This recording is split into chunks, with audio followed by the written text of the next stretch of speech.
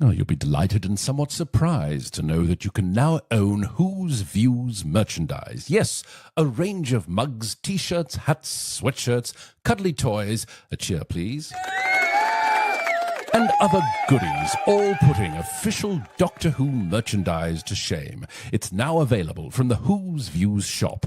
You can find it on the store tab on the channel or by scanning that squiggly thing there.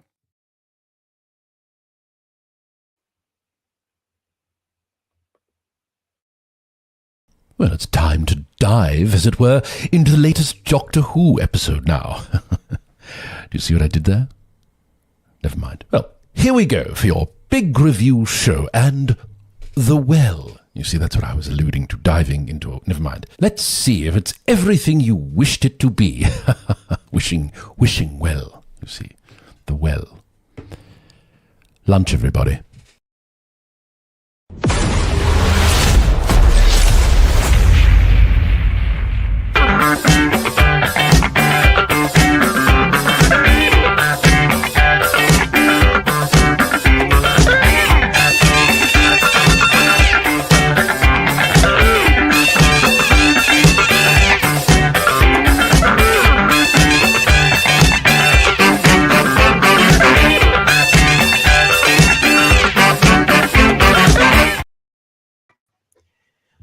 The Well brings in 1.86 million overnight for Doctor Who RTD2.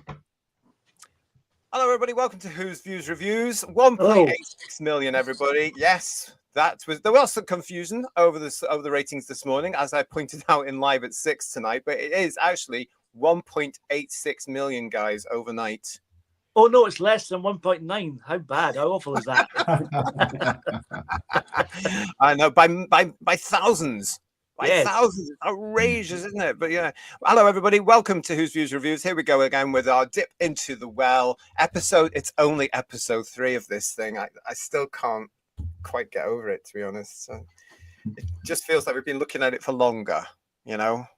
But there you go. But yeah, episode 3. As you can see, I'm with Third Doctor Ian, I'm with Paul, and I'm with the Emilio, the Time Lord Victorious. Oh, well, so here we go. Before we get into everything, let's say hello to everybody in the chat. It is good to see you.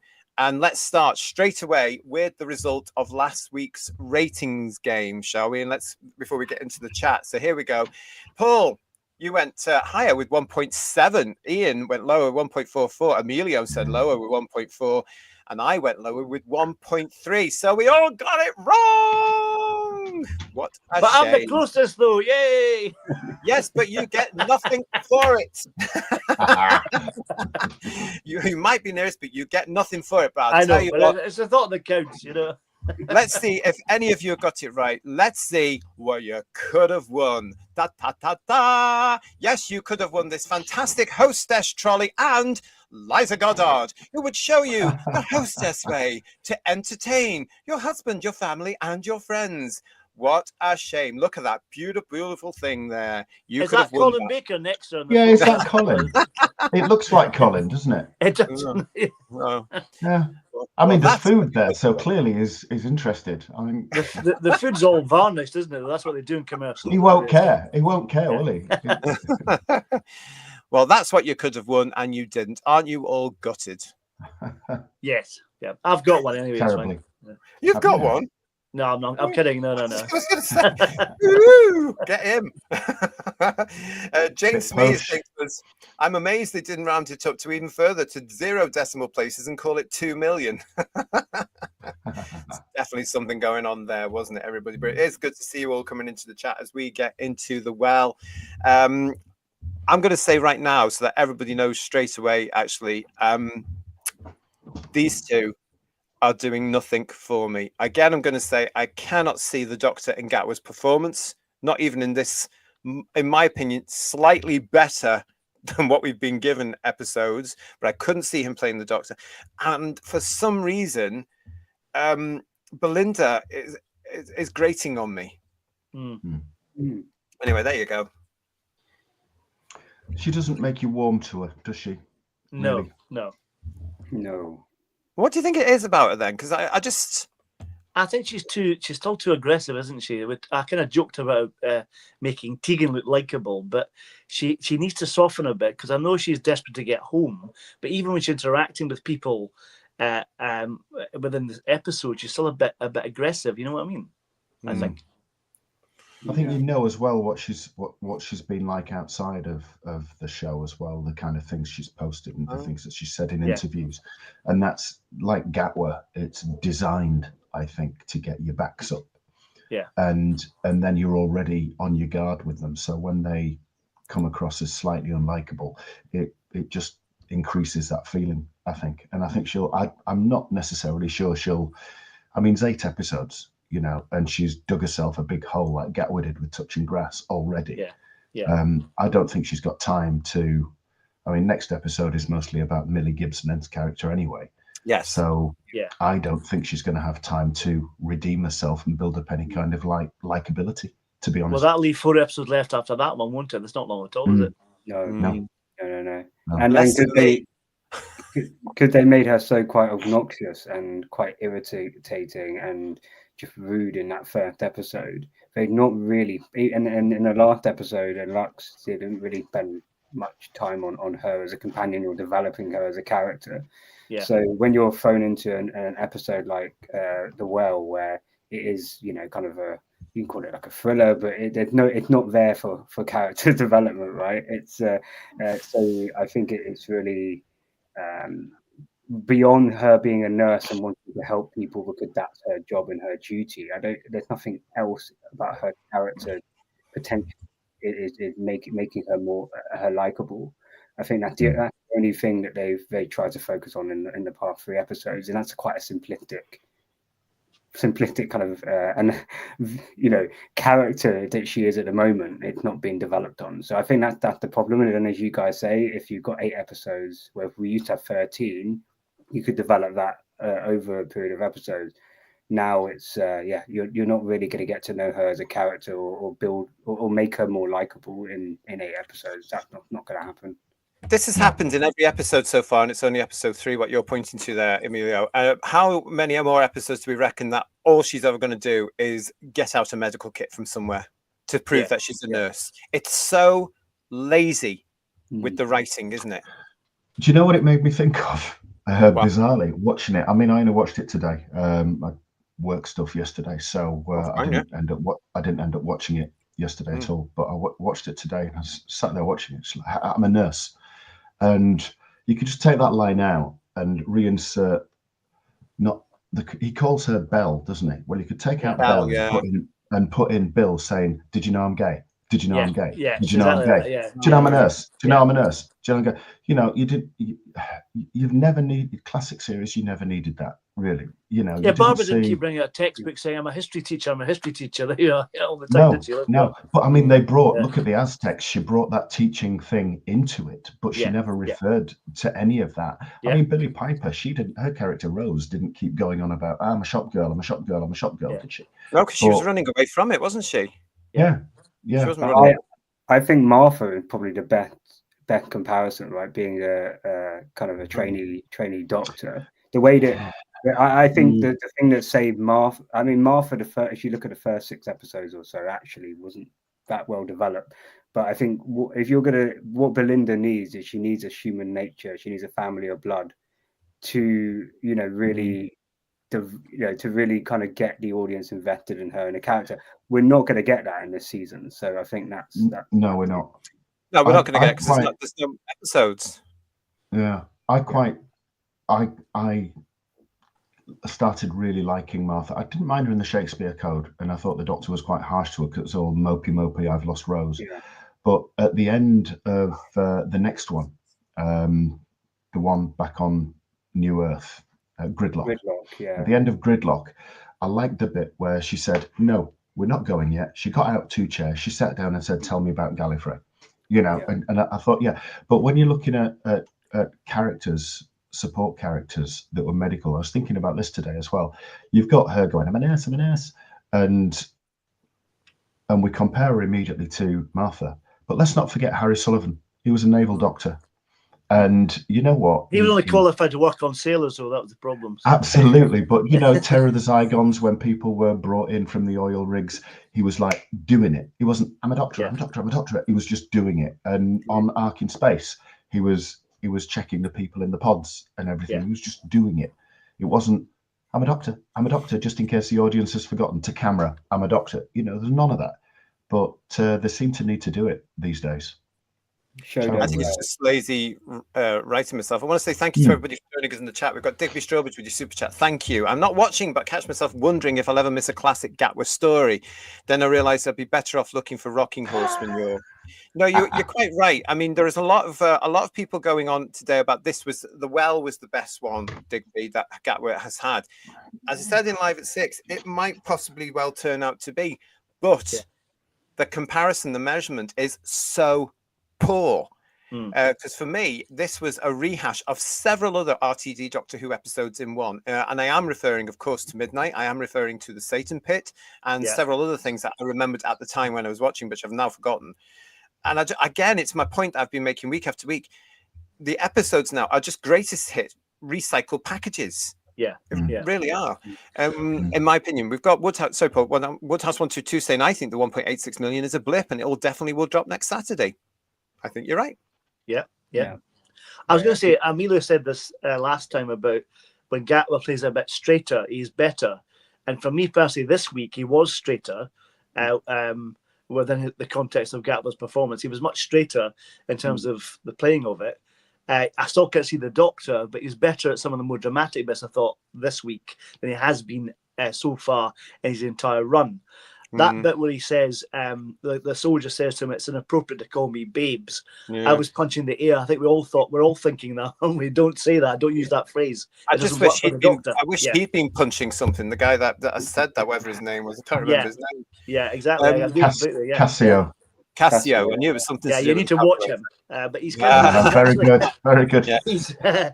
He's very calculated. He's definitely much better this week than he's been. But like you, JT, I can't see the Doctor in it at all. Can't see the Doctor at all. Yeah. Hello and welcome to Who's Views to the Carcass with your lovely, lovely first Doctor and fourth Doctor bears, Stife bears there. Nice little purchase. Congratulations. They are lovely. Good evening to you.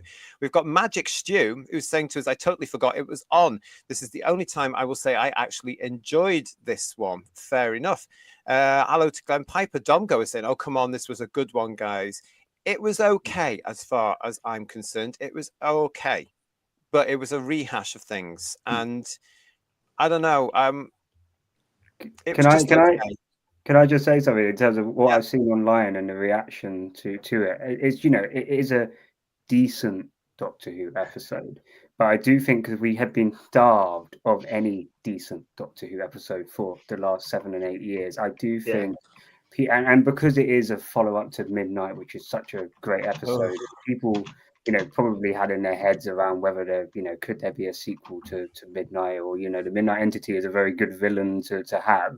I do think, I think I would imagine in 2 to 3 years' time, I think people will look back and go, well, it's probably somewhere in line with like Oxygen in season 10. Like it would be kind of a middling to good episode in that kind of season, rather than it's at the bar of the original Midnight, or, Dalek, or Genesis of the Dalek, or Inferno, or anything like that. I do think, I personally think it, because we have been starved. Even I kind of came out of it and I wasn't sure how I felt, because I was like, this is actually the best Doctor Who episode I've watched in ages. But then I had to kind of look back retrospectively and go, actually, it's as good as, other episodes in series 5, like Vincent and the Doctor, or, those kind of things. And I go, actually, when I put it on that, when I put it at that level, I'm like, well, it's just a little bit underneath that. So I think on a positive thing for me, what worked for me was the fact they were trying to make it a bit scarier. And it had a bit of atmosphere to it, which was really good. I thought that really helped it, because they've really shied away from trying to do anything particularly scary, haven't they, so far? There's been nothing particularly kind of atmospheric about any of the episodes. I thought, again, it looked really well shot. Some of the shots on the planet, they arrive on the planet, and you get a lovely kind of CGI tracking shot, and you see the quarry and stuff. That looks really, really nice. The director did a good job on the episode.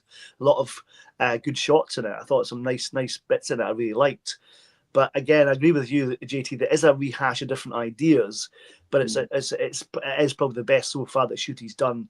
And it's a shame it's too late. He's got 4 to go, and that's him gone. So he's no chance of establishing anything at all at this stage, even with this tiny kernel of a bit of decent Doctor Who. You know. It's still the whole thing that RTD insists on doing. Anthony Parkinson, by the way, is saying is even in a meat and potatoes base Under Siege story, Gatwa is woefully weak and inept. He never saves the day. True, because they've watered him down, and maybe that's because they don't want the toxic masculinity running through the series. I don't know, but there is that element of watering the Doctor down, and that's why I can't see the Doctor, because, like it or not, the Doctor is a hero. It's his blooming show. Yeah, you know. There are a lot of you in the chat with us. Thank you very much. I shall try and keep up with you. Get on with this. But I was looking at this, Paul, and I'm thinking, yes, it looks quite good. It looks quite good. Legion of James wants to know, was it a sequel to Midnight? Now, that's where it falls down, because, yes, it was. It's the Midnight Planet, just something like 300, 400,000 years after the 10th Doctor has visited it. And then there's this whole blurb about what it is now, and it's a mercury mining thing and blah, blah, blah. But the entity that was in Midnight has survived all those years. And now here he is back again, the Doctor's back again. And it's the whole thing about this time, it's a look behind you. It's a look behind you thing. You know, it's not the Panto version of look, it's behind you. It's there's something there. It was almost like something on your back. From that turn left one. And you got glimpses of something that was like a dark beetle or something on something darker. And for me, I just thought, what a stupid thing to do. You should have left Midnight there and come up with a new story, because again, he has the elements of some nice science fiction ideas. And even though he's got a co-writer on this, because this one, of course, was written by RTD and Sharma Angel Walthall. So it's co-written. But I just thought, why bother? And I think it's because, having thought about this, as they were writing this, they thought, oh, look, this is similar to, and because they're not going to be, if they hadn't gone for this approach, they may have been accused of ripping a previous idea off. They've made it a sequel with the same thing. I just didn't think it was necessary, personally. What's kind of happened with it as well, you're talking about rehash of different ideas. There's elements of silence in the library, because this entity is a bit like the Vashta Narada, isn't it? That kind of shadowy thing. When you saw it kind of coming along the corridors, they're trying to escape, so that you can see what they've done. They've kind of spoiled Midnight, to be honest. That's what they've done, and that's the problem, I think, for it. To be honest. Yeah, I don't remember this from Duncan Evans saying any tiny acceptance of Shooty. I may have totally disappeared with the line, "Your mum will whistle at my behind." I was not listening at that point, whenever that was, and that's just was right at the start. Right, well, that's ridiculous dialogue, isn't it? You're right. And Marcus Barry is saying, the sooner she goes, Iverardo, the better. We need someone who wants to be there. Well, I don't think there's going to be anybody coming after for a little while after. Well, the audience certainly don't want to be there, that's for sure. Jane is saying to us, Jane Smee is saying, it actually felt like I was watching Doctor Who for once, but the first few minutes where the Doctor was all empathy and warm and huggy would have put a lot of people off before it even started. And just to let people know, the whole thing started exactly after last week's episode. But the first minute or two, exactly, it's the wardrobe dancing, it's just not, that's just not Doctor Who. And then it was really weird, because then they outside of, once they leave the TARDIS, they literally dropped into the action, and then you got the music and the visual that you. Well, even Britney Spears has been rehashed as well. Of course. Wasn't it again? Wasn't it? Yeah, boring. The end of the world. But I think it's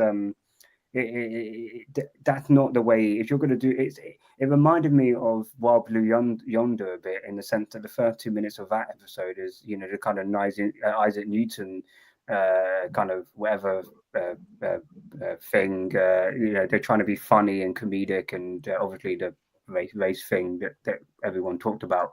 But then it became, then after that, it was a really serious story. Like you didn't kick off, the Satan pit with with a 2 minute, joke and dancing. It's a serious episode.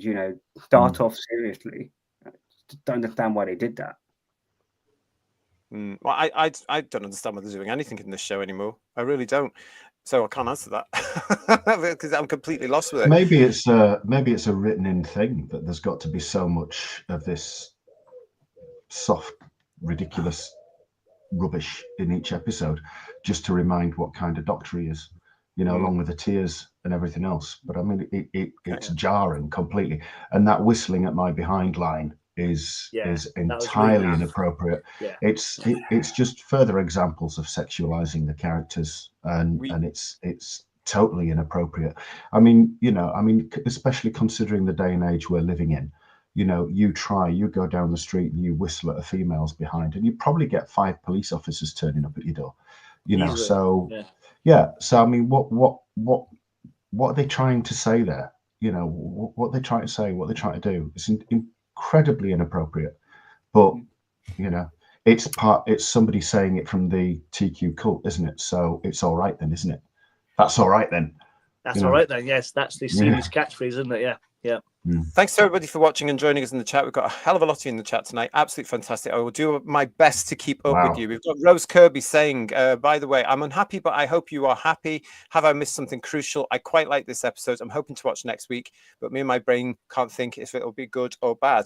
If anybody was saying to me at this particular moment, as we're broadcasting live on the 27th of April, 2025, which Ncuti Gatwa episode would you recommend? This is the one I would say go and watch. Yeah, because for me, it was nearly Doctor Who, but it wasn't quite Doctor Who. Hugh Janus, thank you so much for your super chat. The Doctor's involvement alone enabled the monster to escape. Well played. It's a great point. What was that about? They got it wrong. They got it wrong. The trouble is, was that supposed to be a twist? The trouble is, I reckon that it's this constant thread through the series of things will be explained, blah, blah, blah, I think, which is really annoying. And having this Mrs. Flood thing shoehorned in at the end, I'm already bored with that already. And it's almost like the same rehash of Susan Twist from last series as well. So it's like, why are you doing it again? So I wonder if the entity will be explained later on as part of the whole arc of the season, which is really boring and dull as well. It's interesting that a lot of the fans have noticed on social media from last night and this morning who have actually compared those two. So it's actually more or less the same character. It's both a sort of Star Trek-y uniform type thing for Susan Twist and then Mrs. Flood with the same sort of stuff. The only thing I liked about that, Hugh Janus and everybody else in the chat, is the background, good old-fashioned Doctor Who walls and computer banks there from the old days with those handles on the side. I loved seeing that again. Wherever they got all that from. A ho-hum of an episode which isn't good enough with only 5 more to go, says Marine Boy 66. That's always what I say as well, isn't it? And our John is stating it was saying it was stated as a sequel to Midnight, but all that served was to highlight how inferior this was to Midnight. Huge plot holes, meaningless retread. And Mecronon, hello Mecronon. Is it blasphemous of me to say, but I enjoyed this one more than Midnight? Well, it's not blasphemous at all. If you did, you did. And that's fantastic. Please let me know and I'll try and find you in the chat. Why? I mean, I have to say as well, personally, I enjoyed Midnight. Yeah. But I think it's bumming over races. I really do. Because all that repeating thing was getting to me by the end of the 45 minutes. I was like, would Leslie Sharp please just shut up? I mean, it's well performed, but it is quite grating after a while. Yeah, I agree. One thing I did like about this story, The Well, is the lead actor, the actress who plays the deaf character. She's really good, really good. Can we talk about her? Can we hold that? I just want to get back to a few more people. Black Glove Studio, good to see you. So essentially, the Midnight Creature is a mix of the Weeping Angels and the Vashta Narada now. Yeah. Oh, that's a good point. I hadn't thought of that, but again, it's rehashing things that have been done before. I think it's a shame that. So I'm going to say, I think RTD were trying to do what Moffat did in The Time of Angels and Flesh and Stone, which is you basically took a kind of self-contained episode in Blink and Midnight. Both you could just have those episodes as very self-contained and try and then move it to a kind of more action-packed thriller where you are trying to develop on the villain, basically show a different angle or different side to the villain. I think it worked, I would say, better with Time of Angels and Flesh and Stone, where it didn't work so much with this episode. Is that logically what the monster is doing when we see it? I know it's 400,000 years later. Doesn't when Tennant in Midnight says that it basically it met human for the first time, it learning about and there's different stages to what it's going to do next. It just doesn't make sense how it got from basically possession to and copying voices to you know, basically just being kind of a bogged down villain that you can't see and start killing people when, you know, when you go behind it at midnight. It just didn't the logic development of that villain to where it was from A to B didn't make much sense to me anyway. No. I know what you mean on that one, actually. Yeah, and looking at it now, I'm one of the few people that won't watch it again. I've watched it once, and that was enough, as with all these Gatwa episodes. So I'm left with my first impression. And even though I did come away saying it was all right, it was just all right. And I didn't really look as maybe I should have done at how the characters were, because all I just saw was too much. I mean, perhaps if it had been fleshed out for a two-parter. Yeah. It might have been a little bit more atmospheric. It might have had the feeling that, what was it called? Was it The Flood or Under the Base or something like that, for Capaldi? Yeah. It might have had that feeling, but this didn't for me, because it was all bang, bang, bang. They even say at the beginning, you've got 5 hours here. You know, so you can, but it just doesn't. It didn't sit. They're all really rushed episodes, but we don't want any more footage if we can avoid it, do we? Let's be honest. Absolutely. Digby's saying to us, so Midnight was referenced to draw in long-term fans after RTD took time out to insult them last week. And the Golden Age Geek is with us saying, if people like this episode, I'm happy for them, but I think people have lowered their standards. An episode being inoffensive doesn't make it good. That should be the default for every story. I totally agree with you. And I think that I think that's where we were at, because, you know, people were saying, oh, this is the best one. But as I said at the top of the show, look what you compare it to. Yeah. Space Babies, The Church on Ruby Road, you know, all this nonsense. And Paul Schleft is with us saying, ironic, 2008, the series was massive. I think Midnight got like 8 million viewers. Here we are in 2025, and a sequel during a time when the series is in the doldrums and only seen by 1.58 million. Sad times. It is, isn't it? It really is sad times for the whole show. Now, let's get on to this then, because yes, this actress was fantastic. I have to say, I don't know this lady. I haven't watched her in Strictly. I haven't watched her in EastEnders, but this is Rose Ayling-Ellis, and very, very impressive. I thought I really liked her, and I liked her, even though I didn't trust the character at all, because of the lovely way she played that you know, the face that she had there at that particular scene where the Doctor's gone off to the bridge or wherever it is, and it's just what's her name, Belinda. See, I've forgotten her name already. Belinda. And she just looks up, doesn't she? And she looks past, and I just thought, ooh, lovely. I love that line though when the Doctor says, "Look out for her," and she said, "I can still lip read." That was brilliant. That was really good. Yeah. And how stupid of him to forget. Yeah. You know, I mean, again, watering down the Doctor. Our Doctor wouldn't have forgotten, would he? No. I did like the fact he did sign immediately. That was quite good. That was very doctory. That was very. That was very really good. Good. Yeah. But we knew it was coming because Shooty had to go and learn it and said it was in, you know, it was all these things for him, wasn't it? Yeah. G35. Nice to see a G35. Shooty was the weakest element of what was a pretty decent story. I hated the TARDIS opening scene though. It was awful. That was obviously done for anybody as a catch up to say, look, they can't get back to where she wants to go to. Do you think they'll do it again this week? I agree with the comment that Garbage made. The opening part of the episode was really loud. The music's really loud, and you can hardly make out some of the dialogue. And maybe that's just me because I'm an old fart, but certainly for me, I couldn't hear it because of the music, you know. But well, as soon as you've mentioned that, before we get back into talking about that character and that actress, I really enjoyed the music yesterday. But I'm sure I've heard it before. Yeah, the creepy music was great. Yeah, definitely. Yeah. It was nice. Isn't it from Wablu Yonder, the music where you know when they're going down onto the planet? And I'm not sure if it was a rip of that, but it was. I wouldn't remember that. I wouldn't remember that because I can't stand it and I've only watched it once. But there was music I've heard from Murray Gold's time, I'm sure, Who viewers, in the show last night from the Tennant era. Correct me if I'm wrong, but I honestly recognise something from a CD. It was the midnight. When the reveal of Midnight came about, they started playing the music from the episode of Midnight itself.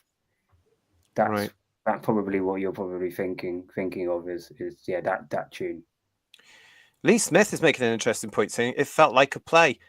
I get what you're saying there, mate. And yeah, I think it did too. What a great point. What do you guys reckon? The way that everybody positioned and directed and were playing the parts. Yeah. It has got like a Base Under Siege feel about it as well, which always felt like a bit like a claustrophobic play, didn't it? That often happened, didn't it? Yeah.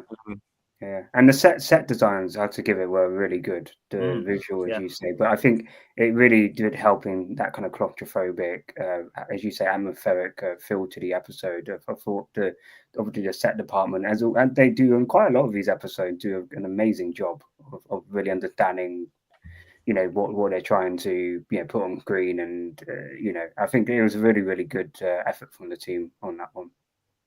I agree with this point here about the space suits. Yeah, how did they work out to wear the right ones for the right time period? Yeah, that was a bit convenient. That was mad, wasn't it? But I do think that the production standards, particularly for this episode, were very, very good. Yeah, it looked fantastic. The distance shots where they'd matted in the rest of it and everything was really, really, really good. I liked it. I liked that. But I think if you'd made it a standalone episode without referencing back to Midnight, I mean, let's face it, the universe is a big well. Where were they? How could they get back to that planet? Because he's made Flux canon, and referenced it. So that planet shouldn't exist anymore because it's all gone. He's forgotten all that. Of course he has. But the audience made it. If you'd made it a standalone episode, because like I said, the universe is a big place, and there's room for more than one entity. If it had been standalone, and if you'd had a doctor in it with a companion in it, it would have probably been a really good episode. If you'd had a Capaldi in it, or something like that, with a decent. So I didn't like Jenna Coleman, to be quite honest. No. But if you'd had somebody like that with him, this would probably been a standout episode. But we didn't. We had Gatwa and that Vashta Narada woman, what's she called? And very, very close name. Very similar, yeah. But and I wonder if although Vashta Narada are nicer, aren't they? Let's be honest. Yeah. You're gonna feel like there's more of you left after meeting them, I think. But with that pairing, it was just disappointing. And wasn't there a big plot hole, Ian, in the fact that we've got digital pollution? Going to say, wasn't the human that the one that went to Midnight in the fair play with the Leisure Palace?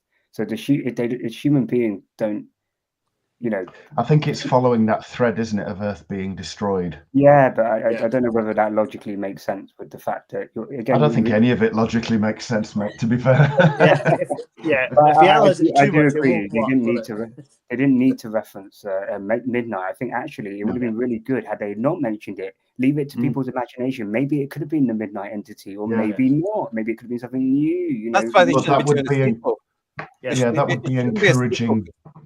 The thing is encouraging independent thought, wouldn't it? And they don't. And that's not going to happen, is it? No. No. Yeah. Sorry. This is my point. Why bother doing a sequel to a show that's 17 years old, and which the not we of the general public, they're not going to remember Midnight. It wasn't the biggest episode ever.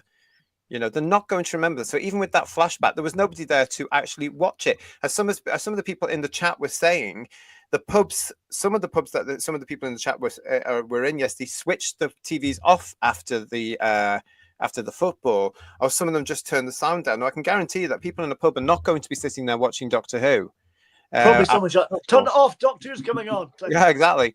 Digital pollution's with this thing. I've done 3 episodes now. I don't know if I can handle any more. I do know how you feel. I really do. I'm thinking, oh my God, but several left to go. We've also got here PTA who loved the episode. Good for you, PTA.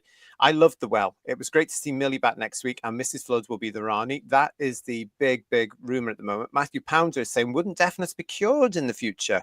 Well, possibly. Yeah, very possibly. But they have to put in that element, though, don't they? Because it's now, because it's all about modern day. It doesn't matter if it's 400,000 years in the future. We've got to have some sort of a message in the episodes now. I did like the wonderful subtitling machine they had for the that was quite a nice effect. Really nice, yeah, lovely, yeah. Quite a nice effect. And we've got who's saying the well was the first episode I've enjoyed in ages. Hell, if I'm honest, in years. And for that reason, it made me even madder. It just shows they can put the effort in if they want to. I'm going to agree with you on that, Plymouth Who. I mean, when he wants to do it, or when they want to do it, and when they're not too busy banging on a drum about message or whatever, and throwing drag queens into something and pronouns and all this nonsense. It's just a shame that they didn't start that sort of stuff with the well last night and build on that. because God knows where we would be now if they started with the Star Beast like that and gone from there. Yeah. It's a shame. What I thought was a plot hole, following on with your thread, Emilio, is that if Earth is destroyed and nobody's ever heard of humanity or the planet Earth or anything, how come they said a 15-foot radius? And why were they using BSL, British Sign Language? Good point. Yeah. Because again, it's just today, isn't it? It's the message that they're putting through. Because remember, Belinda says at one point, it should be the law that everybody has to use this. You know, that's all it is. They don't think about that side of it, as you were saying there, Ian. All it is pushing the message in to say, look, here it is. And again, it annoys me, Who viewers, of the fact that this is not a new thing. We've had a death character before in Doctor Who.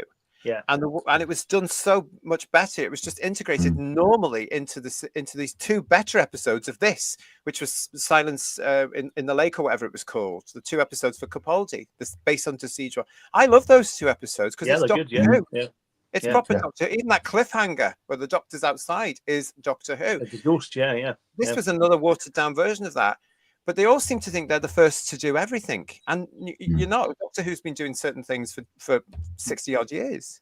Do you think we feel like that, JT? Because back before the flood, I think is what you're talking about in series 9, which is 2015. Obviously, things hadn't got so bad in terms of kind of DNI and woke and all of this kind of stuff was only just starting, I think, around about back then. So it wasn't. I think the context of when we watched that episode back then was different. We just it's just a you didn't think about the fact that someone was deaf in the episode. It was just okay, that's just the character. But because we've been so used to having some form of kind of being hit over the hammer and all of that kind of stuff over the past 7 years, that I think it was done very well. I think she did a great job.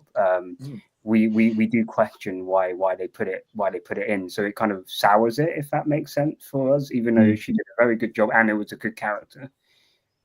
I was half expecting him. Sorry. But the problem is, I mean, in answer to you there, when they did it with the Capaldi episodes, society was healthier, in my opinion. We were actually integrating naturally. Now we're segregated because they forced us to be segregated. And we've got boxes that they want to put us into so that these idiots understand us. And that's why they're pushing all these messages. Because how many of us watched those lovely Capaldi episodes and just went or whatever, or didn't see it was done properly. It was done as an integration, and this one wasn't quite, because you had to have that little line in, this should be the law to use this, which I just thought, here we go. We've got this interesting point from Craig here. 400,000 years in the future, humanity is invented faster than light travel, colonize the galaxy, yet still can't cure deafness. Or do they keep deafness so prats like RTD can virtue signal about it? Yeah. In context of the story, let's for anyone that didn't see it, in the context of the story, because of what the storyline is in this particular series, humanity isn't there 400,000 years in the future. It's gone. It's dead. It's been destroyed by whomever Mrs. Flood is and her little friends on May the 24th, 2025. Earth ends. So it's not there, and this is pointed out by the people around. They play this like, who are humans? What's a human? And Belinda and the Doctor react to this by saying, "Hang on, something's not quite right." So there's another part of this big story arc they've got coming in.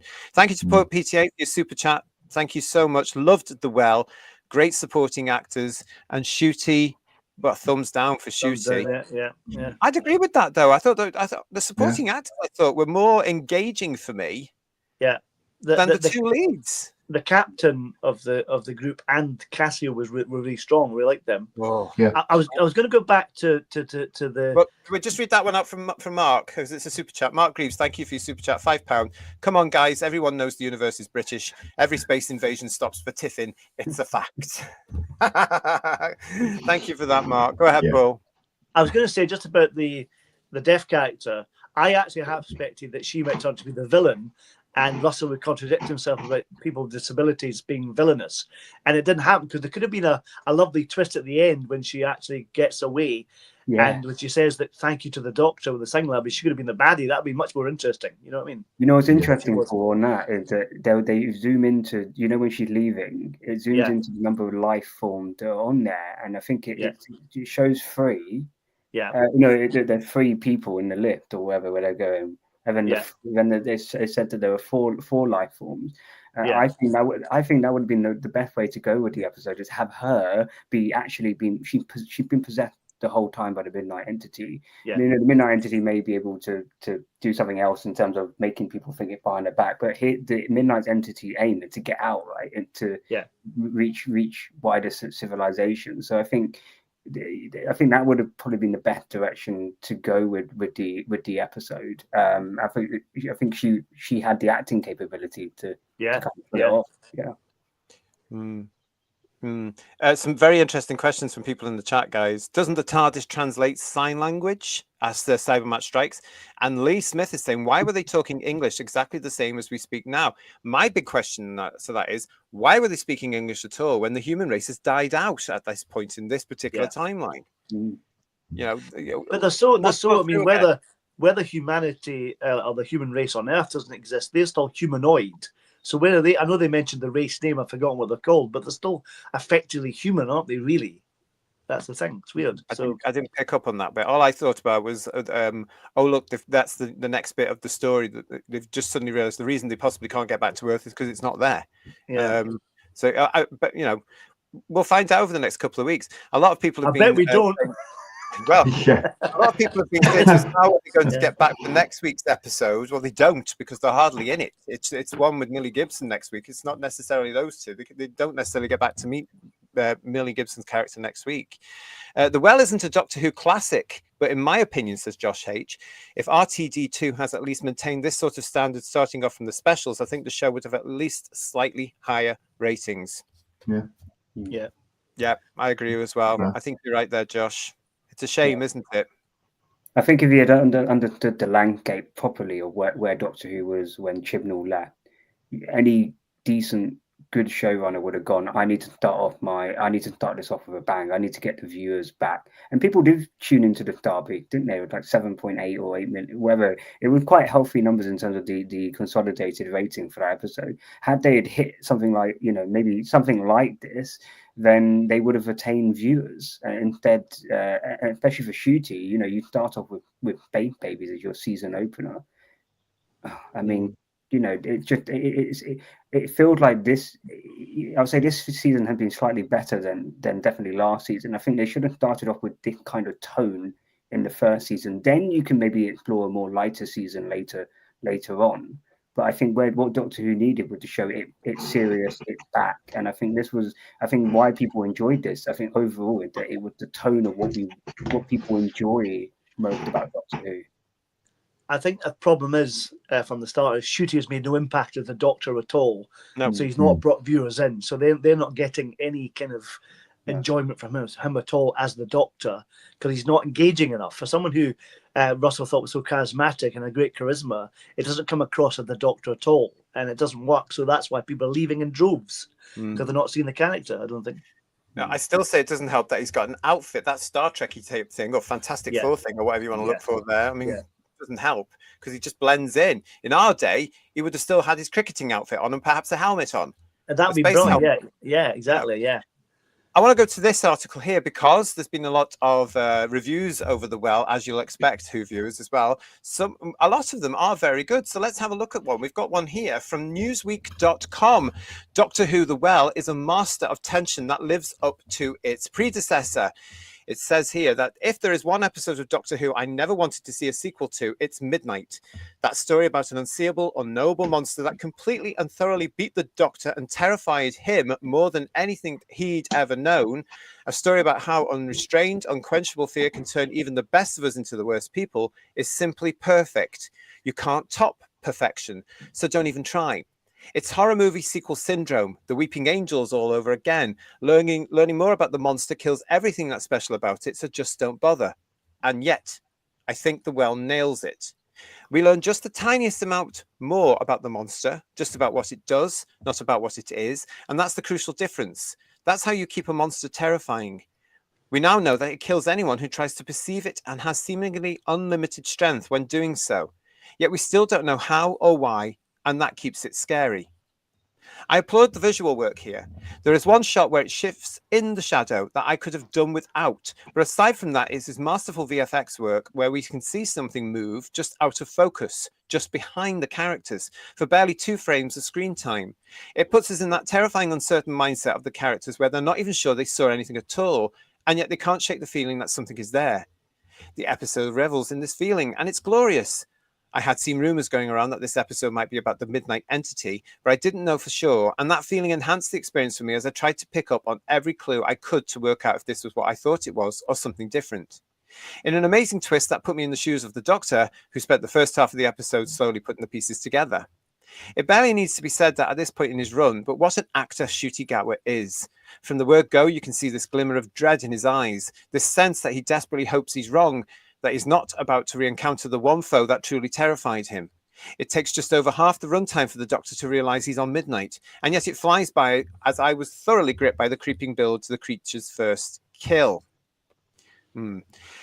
It continues with, the human dynamic isn't forgotten either. Such a huge part of what makes Midnight so brilliant is that we get to see what the fear of this unknowable entity does to the ordinary people who are trapped in a room with it.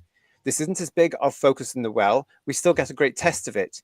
And as the disciplined military man who always follows the rules slowly acts more and more irrationally as the fear warps his mind at the cost of many lives, including his own. The other big thing that keeps the mystique of the monster is that the Doctor doesn't beat it this time either.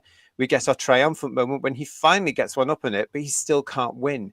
The moment was set up perfectly too. I'm sure I wasn't the only one to put "it broke all the mirrors and we're in Mercury mind" together, and yet it waits just long enough that you let it slip your mind until the moment the Doctor floods the room, floods the room with Mercury to force the creature to perceive its own reflection. Yet that triumphant moment can't stand. Even though perceiving it has been instant death for anything we've seen up until this point, this entity somehow survives, and we're dragged right back into the tragedy, partly because the Doctor just can't stand not knowing what this thing is. I must once again compliment Ncuti's performance, as you see on his face how deeply his encounter with the Midnight Entity scarred him before, and how it means he can't stop himself from trying to know what this thing is, as I'm sure many people watching do too. Then for the second time, the Doctor only survives an encounter with it because someone sacrifices themselves on his behalf. Then it caps things off in the perfect horror movie-esque way, teasing us with the idea that maybe we made the wrong assumption about who the entity latched onto, and maybe it did get away with the crew like it wanted. Like last time, I like not knowing, and I hope we never find out. I'm ecstatic that The Well is as great an episode as it is. Living up to what I believe to be the greatest Doctor Who episode of all time is no small task, but it captures all the things that made Midnight great and gives us hints of the entity's lore without giving us so much as to ruin the mystique. Is it as good as Midnight? No, but it comes about as close as a sequel ever could, making for a fantastic duology of episodes, and that is an astounding achievement. So what are your thoughts on that, everyone? I agree with you a little bit about this idea of that Midnight's a bit overrated, and this kind of warps the comparison a little bit. I kind of feel the same way about the Capaldi episode. Is it Heaven Sent when he's on his own? That's overrated as well. But the bits that get me of this article is the Doctor's reaction, which is interesting to the realising it's the Midnight creature. If Ncuti hadn't cried 15 weeks before, and this is the first time he cried, that could be quite a powerful scene. But it wasn't. It was just, here we go again, you know? Yeah. Anyone else? I just keep on thinking about the Mercury. Sorry, Emilio. Sorry, no, you go, Ian. Yeah, scientifically, it doesn't make any sense, does it? Yeah. I just keep when they keep mentioning the Mercury, you know, you think back to, well, saddos like me think back to Power of the Daleks, where there was Mercury swamps. And you know, I did the same. He naturally, he has to shoot these pipes with mercury in it, and obviously to start to reflect the creature in itself. So the creature ends up being behind itself, so to speak. But of course, mercury is incredibly toxic, and with it comes all those fumes. So you release all that mercury. And everybody in that room would have been dead in seconds, I think, especially with the amount of mercury that was flooding out of there. So just sort of like little tiny points that bug you. But I don't know. I mean, the reviewer obviously is a new Who viewer only, aren't they? And if they think, and I wonder how much of it they've watched as well, if they think Midnight is the best episode ever, because it isn't. I mean, it might be to them, and that's great, but I mean, it's not. It was good, but it's not the best ever. But I don't know. I think they're just a little bit over enthusiastic, I think is the word. Amelia. Yeah, no, I agree. Ian. I would say Midnight for me, the original, worked better because it was a much smaller cast, so you had a little bit more time to spend to get to know the characters, so you could invest in them more, and also it was able to build very, very well and slowly within the 45 minutes the sense of panic and human basically kind of riling each other up in the wrong way. So, very much seeing the worst of humanity. I felt with this, it was way too quick in what I know what they're trying to do within the room where, they all start to, Cassio start to panic and, you get the soldier to go around and everything and everybody basically loses it. I do think it was just, there was not enough build up to that point that it felt like you're just trying to get the same message across. I would have preferred if they had gone maybe, okay, we've done the more psychological aspect of this villain. Let's go a little bit more horror. Let's make the entity turn the lights out and then basically go around and you just hear screaming and people getting killed. That would have been much better way of going about it rather than trying to hammer through the same message that you did originally around human panicking and that's what this villain does. It's never going to be better built up than what you did originally. So do something different. Lean on a horror theme a little bit more with this. And I think that was RTD basically just retreading, and it felt a little bit more like Beta 2 or Mark 2 or Midnight. In my opinion, I would have done something with that scene. I think it was a good setup in terms of everyone's in this one location, but do something else in terms of creating that panic, or do something in terms of wrapping up the horror. I just wanted it to do a little bit more in that moment, and it just kind of felt a little bit flat to me personally. Anyway. The problem is that we have, as we've said many times before now, that horror is problematic, and this version of Doctor Who seems to be watered down so as not to scare children. Whereas that's what Doctor Who's job is, as far as I'm concerned. Before we talk to you, Paul, let's just go into the chat because we've got lots of people with us in the chat. So let's see what they're saying. 100% agree with that review, says Domgo.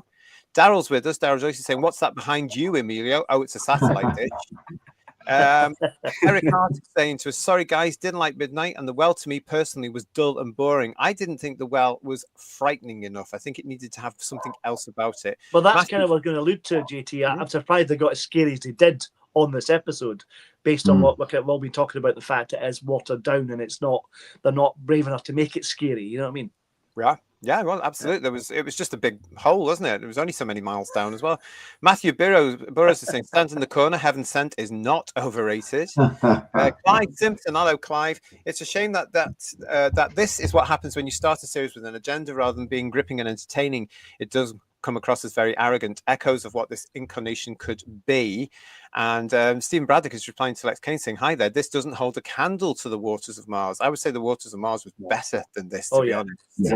A lot better. What else we got there? Rick Storm is saying a lot of Kamala word salad nonsense there.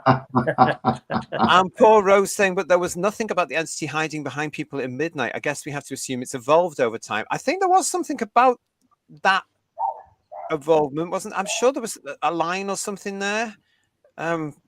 I might have got that in my head. I don't know. In this episode, you mean, JT, with their line of? I think the Doctor did mention. He mentioned that it learned basically. It learns. That's it. Yeah, it's learned over the 400,000 years. It's been quiet. A lot of you saying that this wasn't a Mercury mine. So the journalist there has got it a little bit wrong, got the facts wrong. I suppose that's because they're writing to get it into the can. And just Jordan saying to us, "Forget Mercury." He mentioned the planet being flooded with galvanic radiation, but then nothing like a throwaway point.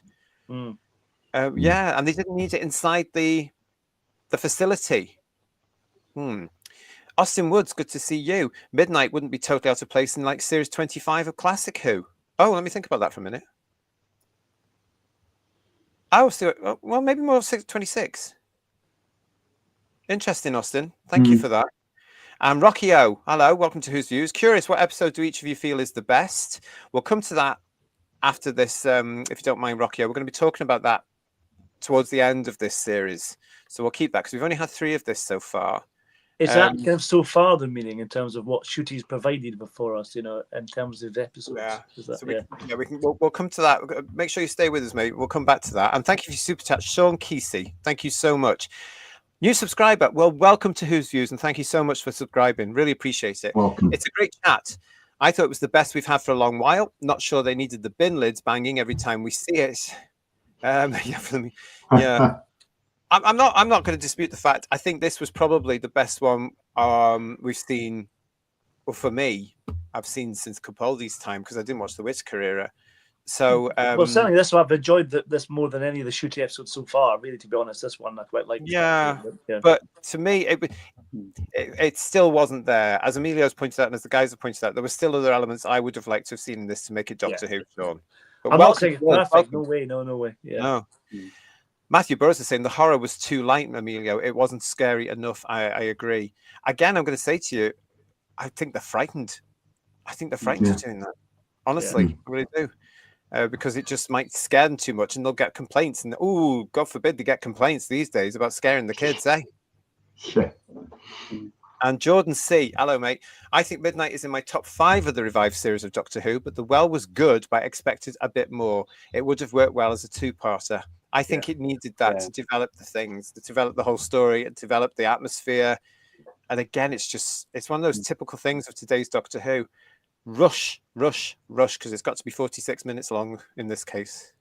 It had a bigger cast than Midnight. Midnight got away with 45 minutes because it was much smaller. It needed a 2-parter to really build up the characters. And when the captain makes the sacrifice at the end, I think it would have had more impact had you got to know the character a little bit more. I agree. And I think that was the thing that kind of, I think it was building up for a big emotional ending with her making a sacrifice. And I did like her character, but I didn't get long enough to really feel emotionally invested. And it could have spent a little bit more time in the atmosphere and building that up a little bit longer and the tension a little bit longer. And I think two-part definitely. I think with this episode would have worked better. I think Midnight worked perfectly at 45 minutes, but it was set up in a way for it to do well within that time frame. We've got Heretic saying to us, you can tell kids about drag queens and incels, but don't scare a kid. And then he's also coming back saying, Shooty acted more like the Doctor in this episode more than any other. Okay. I'm glad you saw it, Heretic, and I'm a bit upset that I didn't. I'm a bit jealous that you have seen it, because I just did not see it at all. I didn't see either, but because he played it a bit straighter, it was better. But that only slightly, I would say. Yeah.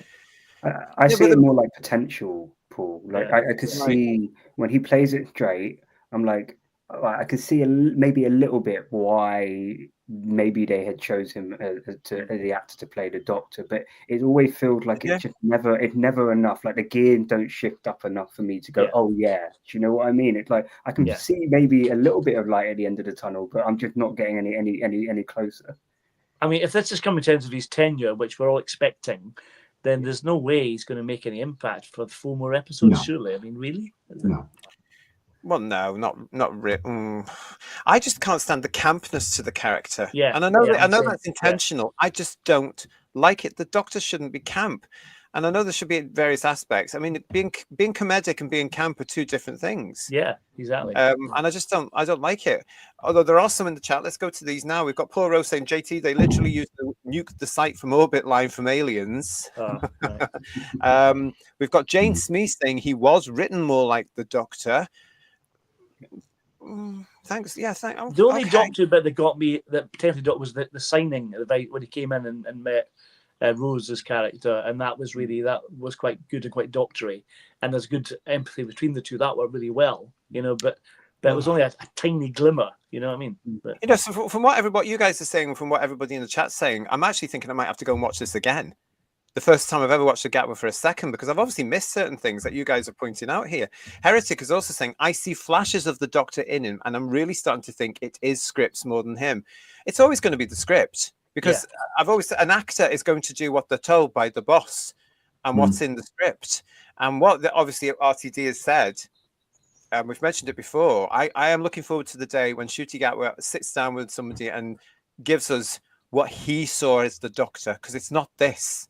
He's already mentioned that he had an outfit sorted and a character to go with the outfit. And RTD went, no, we're not doing any of that. You're going to do this and you're going to do this. And then he has to play the words on the script. And it looks like the Eric side of him, you know, the character Eric he played in Sex Education is going to come out more for me, because that's what I see every time he says honey and babes and all these camp things and the high kicks. And that's what I get disengaged about, because the Doctor for me doesn't do that. But that's the thing, we've said this all along, haven't we? Even with a poor script, Capaldi would lift it and make it engaging. But he can't do that, which is really unfortunate. You know? Yeah. Could that be because of his age? He's not as old as Capaldi. So I feel like if he had like 3 or 4 episodes of this kind of tone, we would as an audience be really able to see him push himself even more, go up the gears. I feel like, you know, this is as dark as it's going to get with Ncuti Doctor. So when you're not going to, I feel like the scripts underserve him or don't give him the opportunity to at least show the audience that he can go up some more gears. I think that for me is it kind of like I would say 70% or 60% the script and then 30 to 40% him. I'll definitely put it more on the script than him why it's not working. We've got PTA saying to us here, the episodes need to be 50 minutes long to develop the characters and situations more. I think they'd waste it personally. I think they would waste it. Like last week, we had a whole scene in Lux, didn't we, where they go through the television and meet alleged Doctor Who fans. What a waste of time. Can you imagine what they would do with extra timing on this? On this one, possibly. But I wouldn't give them more time, to be quite honest, personally.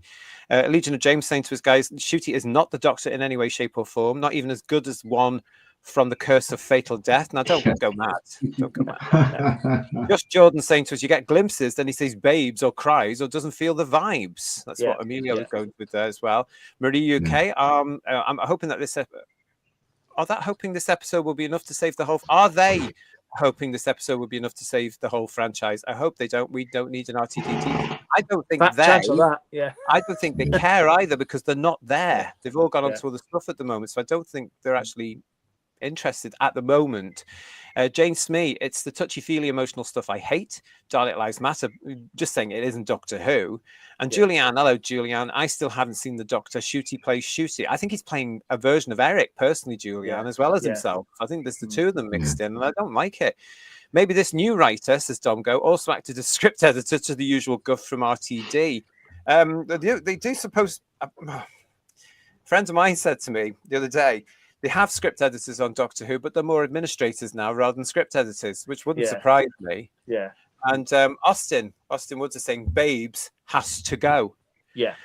Welcome to Who's Views, and thank you for crossing over. Trek Matt, it's nice to see you, big Star Trek fan. I don't like that he calls everyone babe and cries every week. No, you're with us on that one, aren't you? We don't. He might not cry next week because he's hardly in it. So let's hope. Moriarty is saying, is nobody going to mention that there were exactly 2 extra helmets right outside the TARDIS doors? And Cody's saying to me, don't do it, don't watch it again. Well, I'm obviously missing stuff. Anthony Green, though, is coming back saying, listen, there were glimpses of the Doctor ruined by the usual campery. I like the soldier calling out his babes, but he came back with Hun. I was cringing all this. I was absolutely cringing.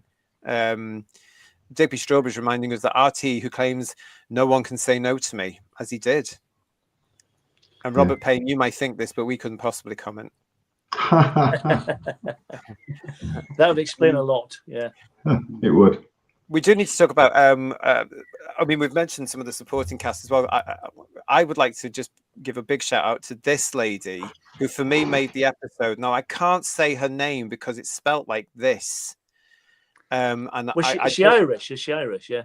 She's either Irish or Welsh. It's definitely a Celtic name, and I don't want to do injustice to that. I can't say it. So there's her name there. Okay. But for Ms. Dunn, as I will call her, I just want to say a huge congratulations, because she made the episode for me. I thought she was bloody brilliant. And I like the support. The two leads, the two female supports for this were much better than the leads for me. Yeah. I was more engaged with them. But the big question I've got is, I love the fact that this character that she's playing instantly recognized what should be happening here with the Doctor. You know, the Doctor's knowledgeable. He's got something involved there. This is fantastic.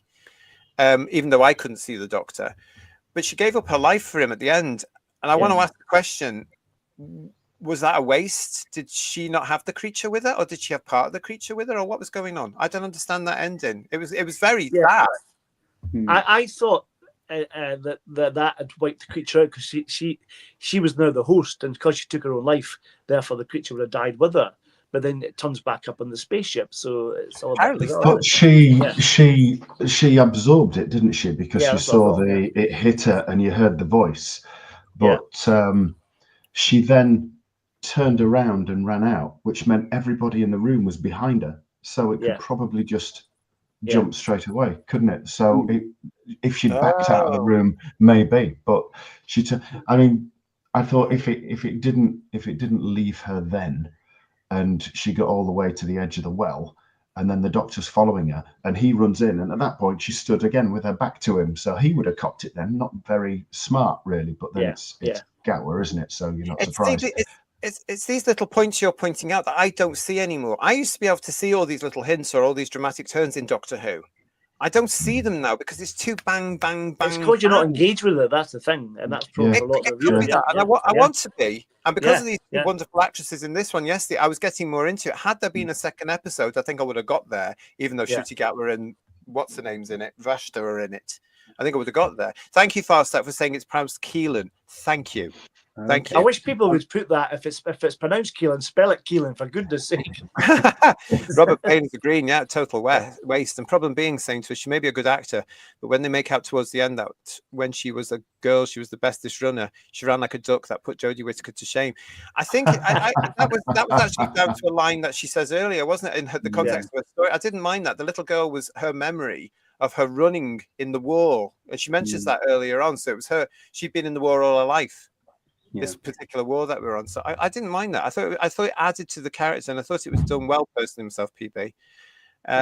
Just on your point, JT, on why did how did the kind of host or the entity survive? I've had people on Twitter saying that when the Mercury came down, the reflection, that the creature split into two. Basically, I've seen this theory being roaming about it split into two.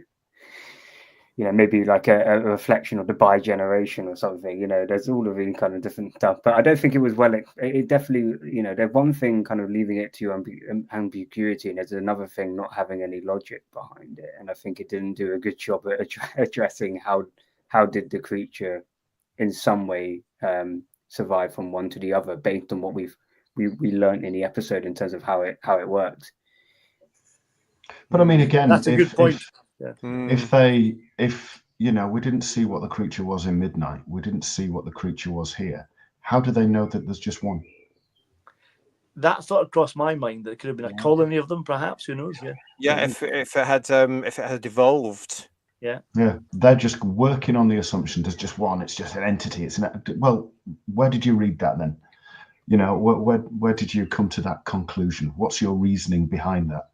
They said the colony destroyed itself. Half of them were shot and the other half were beaten up or whatever. But, what is it to say that there was just the one? How do you know? You can't see it.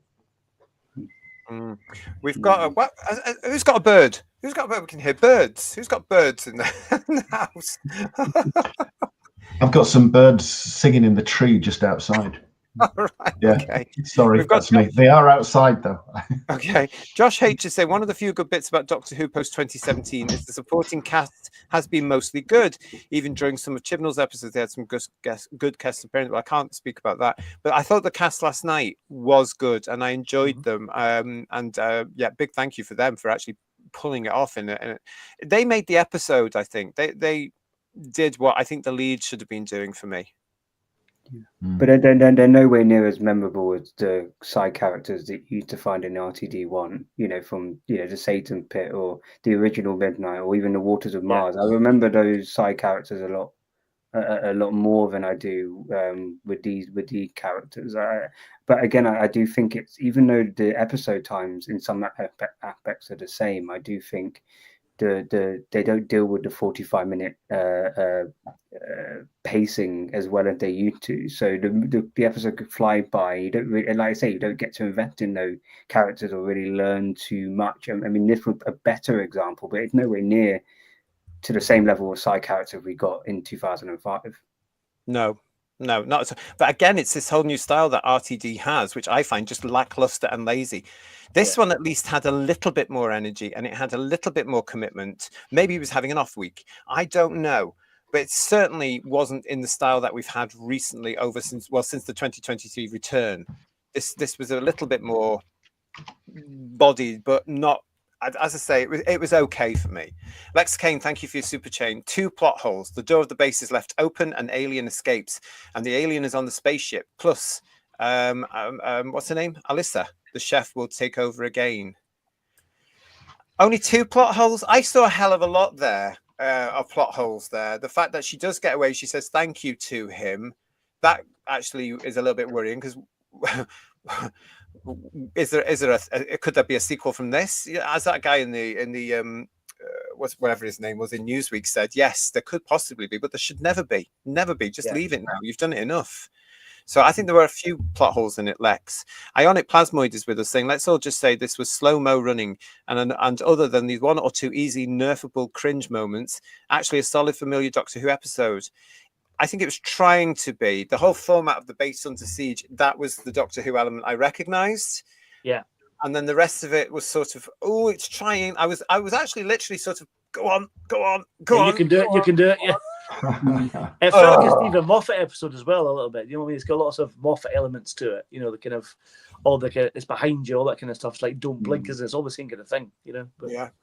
Cybermat Strikes is with us. Hello to you. How did they mine the whole planet Midnight without encountering this creature in 400,000 years? Good question. Another plot thing. Where was it hiding? Why was it hiding? Why wouldn't it have tried to get off the planet earlier? Somebody was saying in there as well, why didn't it use all the ships that were coming to and from the planet? It had plenty of opportunities.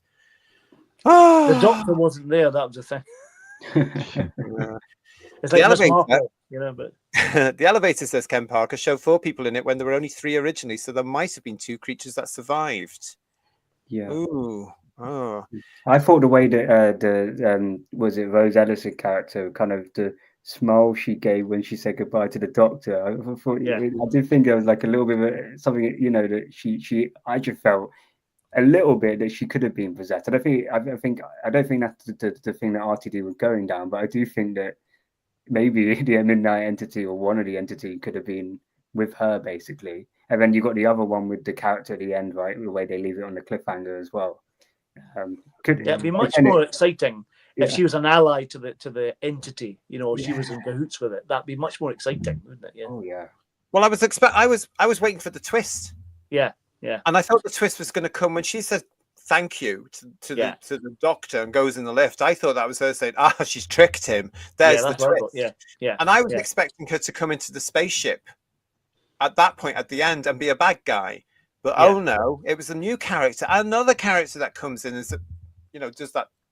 But there was no twist. And I thought, I don't know. I think that's a missed opportunity personally. I don't know what you guys think in the chat. There is lots of you in the chat. Thank you for joining us here on Who's Views Reviews as we look at The Well, which is, of course, dividing opinion across Doctor Who fandom at the moment. With it's one of these things. But I think this is more of a positive divide of opinion, with people like me coming across saying, it was okay. I haven't seen anybody really saying, right, okay, this was the worst one he's done. I've seen a lot of people saying it's the best thing he's done. So it's that sort of it's got lots of promise, and that's encouraging, but too late. You know what I mean? Yeah. Definitely too late. Yeah. If it had been episode 1, it would have been a lot better. Series 1. Of the Star Beast. Right back there. If it had been that, this would have been all right. A lot of you are comparing this to Alien. and I get it now. I see what you mean. I see what you mean. Yeah. Well, she killed herself like Ripley in Alien 3 as well. So that's two Alien films, isn't it, really? I like this point from So Much Strike saying to us, I knew Alice was safe because RTD has said that people with disability can't be bad. And he was pointing towards Davros at that point. That's what I said. He was being a hypocrite. Yeah, that's what he said, Paul. And yet, but we know RTD is a hypocrite. Honestly, he changed his opinion with the wind. Mudcrap is saying there's always a twist at the end. Oh, I see you're getting at the thing last year, aren't you? I forgot about that. Luckily, they didn't sing at the end of this. That was fine. Yeah. But Julianne is saying the twist at the end was there was no twist. Yes. Yeah. All good. Oh, that's all good stuff. There. I do think the suicide again. I was a bit annoyed by that. I mean, not entirely by the concept of it, but it's just the fact that we had the Midnight's homesick commit suicide in Midnight. And it was just a retread of that, but it was done way better because she hardly had any kind of, she was like the background or the background characters in that episode. And so when she decided to kind of give herself up, I mean, she was not a big, she was not that nice to the Doctor in that episode either. So when she commits suicide, the shock of it and was a lot better. I just think, couldn't he have, did he have to do another suicide again? Like, do something else. That moment at midnight when they go at the airlock is really well done, isn't it? It's a great moment. Yeah. Yeah, the music as well, and then she's exactly. And then afterwards, when the Doctor said nobody even knew her name, much better. Again, why redo it again? If you're going to do it, do something different. But I reckon it's simply because, and I'll probably be proved wrong, but I have this theory. Here they were, RTD and what's the name? What's the name? I keep forgetting the woman's Sharma. name. Was it Sharma? Sharma. Angel Woolfall, directed by Amanda Brocci. Okay, there we go. And I've just got this theory that they're developing this story, and then RTD being RTD says, "Oh, this is similar to something we've done before. Let's make it a sequel." Yeah. Simply so that people don't attack him and criticize him by saying, "You've just rehashed a plot." Yeah, that's what he said in Unleash. I've seen it on. Oh, what did he say? He basically said that they were thinking around doing something with Shuti's god, the kind of Nigerian god, the gods of the Orions or something, and then they realized it didn't have a place in the series because of the god stuff that he was doing. And then he said that basically they were writing this episode and they didn't have like a name for the villain or anything. And then he decided, we could use the Midnight entity because it kind of fits with this story. So it wasn't like he set out from the beginning. They weren't in the middle of the script. They decided, we can make this the Midnight entity, which again, not the right way to go about it, in my opinion. It should, again, you don't need to. It could be something completely new, or we just leave them guessing. Let us think maybe it could have been that, and I would have much preferred it to for the audience to go, oh, this kind of seems similar to that, but maybe it isn't. Yeah, would have worked. But yeah, RTD basically came out and confirmed what you just been saying, JT. I hate those shows they do now behind the scenes making of shows, because I think it's an excuse for him to say, I'll just explain it to the audience on every single episode, and not put it into the show itself. Yeah. Put it in the bloody show. Explain this through the script what you're doing. If you need to take 2 episodes, do. This is why, Who viewers, I'm insistent that any version of Doctor Who that needs to come back in the future has to be like it used to be in the proper Doctor Who. It has to be 30-minute episodes over a number of weeks to tell a decent story with decent characterization and flesh this thing out, rather than this thing about start there and finish there and get it all done in one episode. Bang, bang, bang, bang. Because they're missing stuff. And he's certainly missing stuff completely and utterly. That's why you can't rely on a behind-the-scenes show, because your main audience, not that there is one, is going to go and watch it. Yeah, the format is tired, JT. It's tired. The 45-minute, it's had its day. I think you either do make the episode longer, make them at least an hour, so you can tell a little bit more, or you go back to kind of maybe 2-parters, 3-parters, basically. You don't have to be exactly the same as classic Who, but for sure, if you look at a TV landscape, The Last of Us, all of these kind of shows, they last at least an hour. So 45 minutes is just not a thing anymore. No. So you've got to. He loved to say we move with the time. Well, he's not moving with the times in that respect. He's stuck in 2005, and it doesn't work.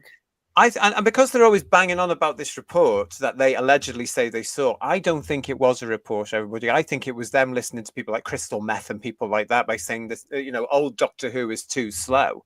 But now they're coming along to say young people don't have the attention span to watch something. Then why you expect them to watch something that's between 45 and 60 minutes long?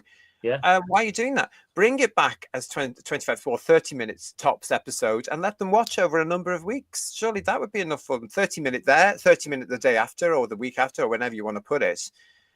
And build the audience, build the story. I reckon that would work much better. Real Steve, with one of those little dollies I used to have back in the day of the $6 Million Man. I had one of those as well. Super. I think we all did in the 70s. Huge doll, a huge action figure. Real Steve. So RTD hijacked her original story. Oh. I think he was saying they maybe he was discussing with her, but they wanted to do something with Shooty. I think he did mention it in a video before he actually started filming around the gods of Orion and Nigeria and all of that kind of stuff. But I definitely think he obviously being shoehorned in. It didn't need to be shoehorned. I think that's really the main thing. We've got Lex saying who's not a fan of the psychic paper, moving the story along, got back to 4-parters and 6-parters. Yeah, from my point of view, it was a bit like, oh, there it is.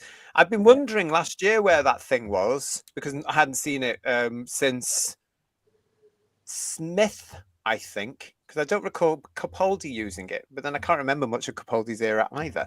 And I didn't watch the Whittaker era. So to see that back, I thought, well, that's looking tidy. And should he not used it before this episode? I'm sure he has, isn't he? Has he? When? I can't remember. I can't remember. Oh, was it in his first one? Was the church on Ruby Road? Was it outside the TARDIS and those new scenes they did? Yeah, maybe I don't know. I can't remember, but I'm sure he's used it at least once before. But maybe I'm mistaken. Right. But what's irritating about? Didn't she? Yeah. Thank you, Minkin, for your comment there. And Minkin saying it was agreed. If you need extra media to explain what happened in a show, then the writing is terrible, and it's happening in a lot of shows now because they're lazy. They're bloody lazy. Just write it properly, people. Go on, Paul.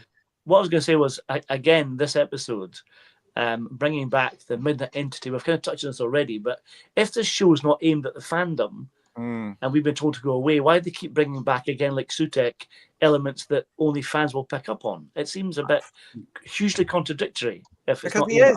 Yeah. He's contradictory and he's a hypocrite, isn't he? Yeah, that's all it is. But... Jordan C. How are you, kid? You all right? Broadcast 5 30-minute episode, Monday to Friday, and that's one episode. I do that for like 6 stories. It would be so cool. Well, we're going to find out if it works because, of course, John Pertwee's back as the Doctor on Eden, UK. That will definitely work. Yeah. Oh, yeah. So going to have to see what that's going on. But I think it would work. I think taking these new episodes, and rather than churning out 45 or 50, 60-minute episodes, whatever they're going to do, let's get it back to the serial. The serial, it just works. It's classic formula, isn't it? You know, and weekday TV is not very good. So if you could put something decent on every day, from Monday to Friday, that could work. It worked with Torchwood Children of Earth, didn't it? When they showed that, and that worked really well. So you may be right. That could be a good way of doing it. I think they need to move with the times. Because they're always banging on of moving on with the times, aren't they? But they're not here when they're stuck with that format. And I think that format personally, and a lot of you in the chat are liking this, but I think it's done. I think it's too long. Maybe go for a format like the Sarah Jane Adventures did, says Duncan Evans, 2 25-minute episodes of story, which was based on the original Doctor Who format, wasn't it, Duncan?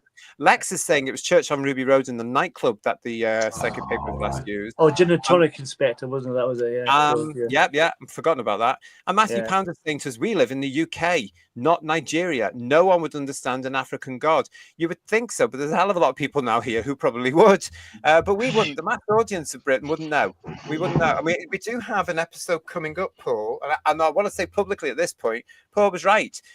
Paul had said on the show a few weeks ago that there's an episode coming up set in a barbershop, and I said, oh, it can't be, because the author of that one had wrote a play set in a barbershop. Yeah. But he's repeated his idea for Doctor Who. It is set in a barbershop. How dull is that? It's such a great setting for a Doctor Who episode, isn't it?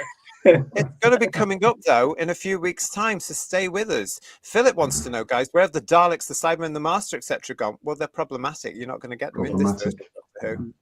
No, well, he has said that they needed a rest. To be honest, they've been so overused. I don't actually mind not seeing the Dalek, Cybermen, and the Master, because that really would be repeating what we've had to. They've been overdone. So in some ways, I do kind of agree with RTD on something that you don't necessarily. They need a rest. Then when don't touch them. Well, we're from an era, Emilio, where even in Tom Baker's mighty 7 years, you had the Daleks twice, you had the Cybermen once. And they were still iconic for us as kids. Yeah. You know, so when they actually came back, it was a big thing. So we saw them in 1974 with Genesis. When they came back in 79 for Destiny, it was a big thing. We were all so excited. And then we had to wait till 1984 again before they came back again. It was a big thing. So I'm from an era which I don't think the Daleks and the Cybermen need to be churned out everywhere. I'd rather, as I said before many times, move it on. I would rather Last Nights, though, in the Well was another new monster to add to the monster books, if you like, if you know what I mean, because it didn't. For me, it wasn't the same entity. It wasn't doing the same thing. For me, the Midnight thing was all that repetitiveness. This was something different. This was something. It could have been written differently, you know. Well, character options must be kicking themselves. So what they're going to make of this monster for a little toy? I don't know. If you're looking at this. To your point, JT, you're completely right. It felt like a completely different villain. It was more focused on possession and stealing your voice, and it was moving to the next stage. It would be like a full like takeover or whatever. It just didn't. I agree. It didn't feel like what this entity was doing in terms of the violence and the way it operated. It just felt like two distinct things. So it makes sense that they shoehorned it in, because they should have. There's no real link apart from the planet aspect, which again was probably just added in at the last minute. I think, when they're starting to write it, and then we can throw in a line saying, it's evolved over 400,000 years, which you would expect it to be, but again, like certain things, like the whole River Song thing, she should, for me, have stayed dead in the library, so that for the rest of time, Doctor Who fans are going, who was she? Who is she? Yeah. And it's never explained, but they had to go and ruin that lovely magic of who she was and the mystery of it by explaining it a couple of seasons of that. If this had been a different monster in the Well, I think they could have got away with it. Yeah. What do you think, Who viewers? It's good to see you all. We've got Real Steve with us saying 2 to 45-minute episodes would work best for me. Set up in first, confrontation and resolution in the second. Certainly for this episode, I think it needed that development, as well as to create the atmosphere that Emilio was on about before. I don't think the atmosphere, it was there, but as I say, I was pushing it, said, come on, a bit more, and it didn't get there for me. I think if it had been a two-parter with a lovely, great, big, scary cliffhanger, I think it would have been more like RTD1.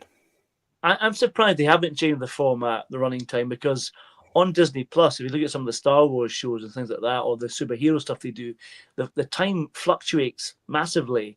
And how long an episode might be of, like, The Mandalorian or She-Hulk or something like that.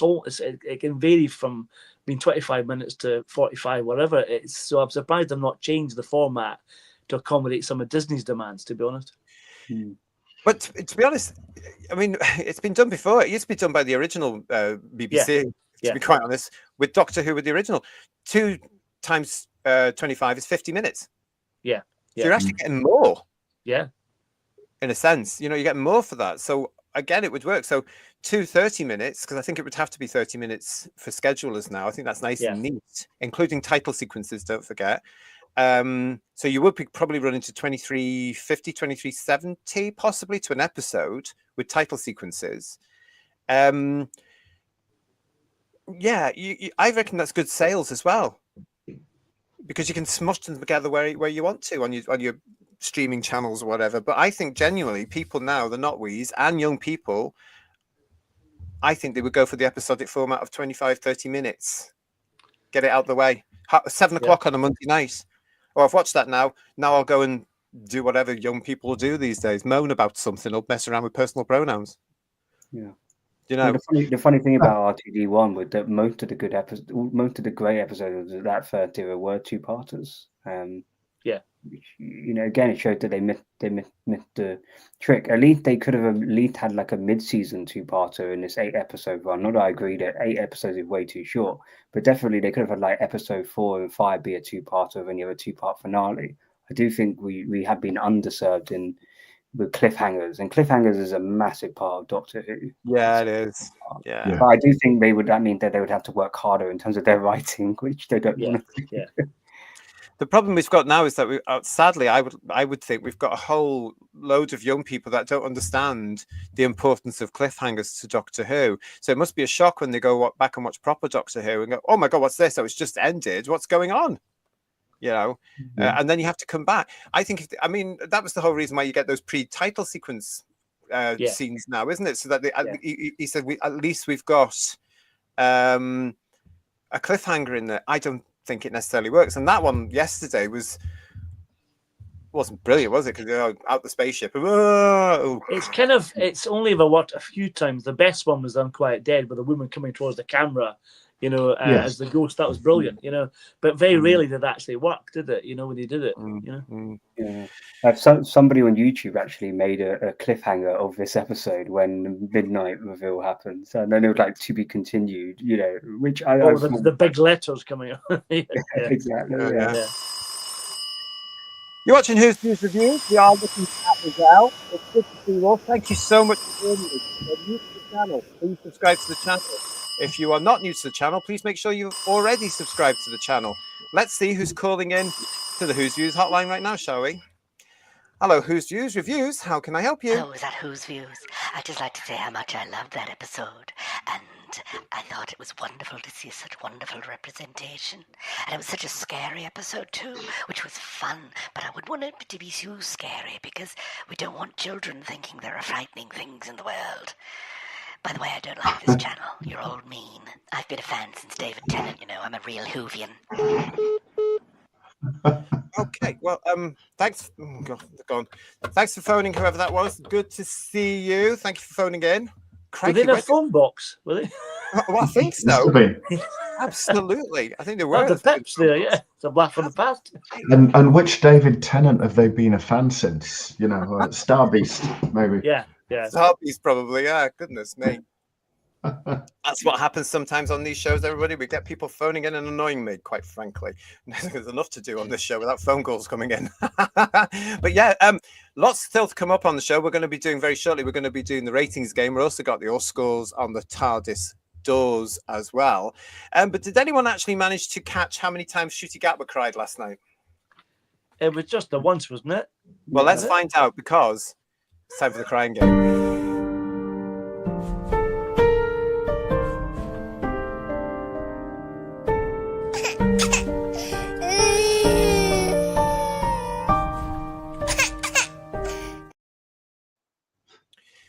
Yeah, one of the most annoying things for us on Who's Views is the fact that this version of the alleged Doctor cries all the bloody time. It really, it just annoys us, doesn't it, guys? It really does. Like I said, if this was the only time he'd cried, this would have worked really well in the context of the episode. But he's cried every episode since did he cry in the giggle? I think he probably did as well. Yeah, every episode since the giggle. Yeah. Yeah, it's just annoying, isn't it? Right, okay. I've actually got down here that he cried 3 times. However, in the chat, Stephen is saying 4. Lee is saying 2. Lex is saying 3. Forbidden Man said 2. Right, yeah. So Paul Rose is saying, I think it was twice. I've got 3, but it was quite confusing. Because and Matthew's got it here. There were dry tears as well. Dry tears. Yeah, there was that one particular scene where, and I actually is that a real thing? Dry tears, surely not. Yeah, dry tears. Yeah. But I think that might actually have. I don't know. It's hard to say. But I'm going to go with I'm going to go them with 3 because that's what I saw. If that's all right with you guys, then I need to watch it again because I don't remember 3 times at all. Well, if we're wrong, but it's only for fun, so who cares? Emilio said 4, Ian said 3, Paul said 3, and I said 2. So that's because I said 3, let's go with that. It's fine. Yeah. So there we go. Unfortunately, because none of you have been to the moon recently, you don't get a prize. So there you go. Well, None of you have been in space. Paul's walked off. He's disgusted. He's walked off. I've walked in and discussed that with her. Yes. Does the lip wobble count? Says Marie UK. No, it does not. And Ron Sapp is saying a tissue company must be a sponsor of this show.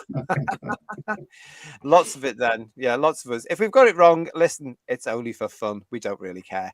But we want to know what you think about, and I'm dreading this because there's loads of you in the chat now, but start putting it into the chat right now. Right now.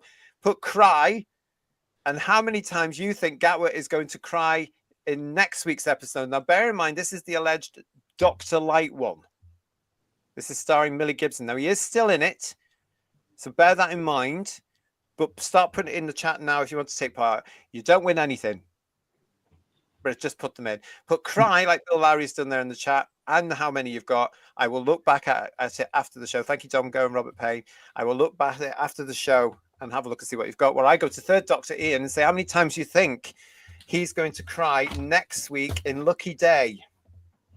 I think, because in order for him to be in it, it's got to be flashback scenes, hasn't it? I think it will probably just be the one. Okay, Paul? I'm going to risk it and say he's not going to cry at all. Because he's hardly in it, that's why. So, yeah. Controversial.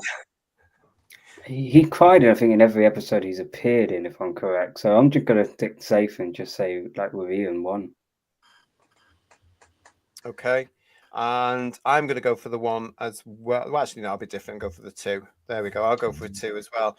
But by God, I'm looking forward to seeing Millie Gibson, because for me, Millie Gibson has been the best thing about this entire version of this version of RTD2. I tell you, she was very good. I quite liked her, so I'm really looking forward to seeing her next week. We might get a half decent episode. I actually prefer Ruby Sunday to Belinda, I have to say. Yeah, so do I. Yeah. I was saying on Live at 6, earlier, Belinda's going to be one of these companions I will forget. Gone. I think that can be said for the entire era, to be honest. Well, she'll be down there with, and a lot of you are not going to like this, but she'll be down there with people like Rory and Mickey for me. She'll be down there with Dodo, probably, I'd imagine, or something. Do you know what? I do actually remember to. Okay, Katerina then. Let's make it more obscure. Yes, Katerina. Katerina. There's the one that we forget. Let's have a look at another piece of article, another review, shall we, everybody, from About the Well, rather. Well, let's see what you think about this one, because this has come from IGN.com. So thank you for them for this particular one. Doctor Who Season 2, Episode 3 review, The Well, a shallow sequel to one of Who's best episodes. The Well is an immensely frustrating episode of Doctor Who. There's real promise scattered throughout its runtime, including some striking horror imagery that feels pulled straight from a Stephen King novel, but it struggles to build on that foundation. Flung 500,000 years into the future, the Doctor and Belinda arrive on a crumbling, isolated mining colony where something has clearly gone wrong. The infrastructure is in ruins, the crew has vanished, and only one shell-shocked survivor remains. Right from the off, there's a cold stillness that slowly settles in and wraps around us like a brisk fog, permeating a slow, creeping dread. It's a sharp contrast to the brilliant chaos of last week's outing. But the shift to a slower, more ominous pace is a welcome one. It continues. Surprisingly, it also serves as a direct sequel to 2009's Midnight, a tense, near-perfect bottle episode built around one of the show's simplest, most chilling ideas. For better or worse, the follow-up isn't a retread of that one-off and doesn't try to be. But while The Well starts as a bold successor to an all-time great, it ultimately ends up slipping into pale imitation. To their credit, RTD and co-writer Sharma Woolfall, wasn't it Sharma Angel Woolfall? Anyway, she's dropped the angel, obviously. She has, obviously. Make a deliberate effort to avoid simply rehashing Midnight. The entity has been reimagined with fresh rules and visual tricks, and there's some impressive restraint in how little we actually see of it. They even found a few inventive ways to make this entity almost as terrifying as the first time we encountered it, and there's still some clear intent in how the mysterious alien is handled. The creature's design is mostly left to the imagination, and director Amanda Brocci impressively leans into a blink and you'll miss it embodiment. But it's hard not to feel that this return chips away at the power of the original. Midnight was about fear, groupthink, and the fragility of trust, while The Well just awkwardly gestures towards a scary monster and calls it a day. Where Midnight left gaps for the imagination to fill, The Well feels too eager to explain, too quick to visualize the horror rather than let it haunt from the edges. For all the unease Brocchi's direction carefully conjures, the story underneath feels disappointingly thin by comparison. The Midnight entity is no longer this terrifying enigma, relying on mimicry and manipulation to sow paranoia and panic. Instead, it's now a far more conventional monster of the week, jumping between victims in a parasitic chain in a cliche pass-it-on setup that recalls horror flicks like It Follows or Smile. Gone is the intellectual dread, the eerie unknowability that made its first appearance unforgettable. It was a malevolent intelligence that even the Doctor couldn't reason with or outwit, toying with language and fracturing a room using just its guile. It shares so little resemblance to its original appearance, and it's hard to escape the feeling that the reintroduction of one of Doctor Who's most enigmatic villains is unnecessary at best, and actively disappointing at worst. Even taking the episode on its own merits and putting aside the unavoidable comparisons, The Well still struggles to find any way to stand out. The supporting cast is painfully forgettable. The story lacks any substance beyond the midnight reveal, and even Gatwa feels off-tempo, his usual spark dulled by dialogue that forces a semblance of emotional catharsis from scene to scene instead of truly earning it. There are flashes of great tension and horror, but they're trapped in a script that desperately struggles to find its footing anywhere else. The verdict is, though drenched in eerie atmosphere, The Well is disappointingly hollow beneath the surface. What could have been a nightmarish reinvention ends up as a visually arresting but unnecessary retread that never earns its connection to a revered classic. The pacing meanders, the emotions are forced rather than felt, and the horror, while occasionally striking, never leaves the lasting scar it clearly wants to. For all its stylistic flair, this is a story that plays in the shadow of something greater, and it's far less interesting for it. Thoughts? That's quite a fair review. I do like the pun of the shallow well as well. I like a pun myself. That's very good at the start. But it's a very fair review, I think, to be honest.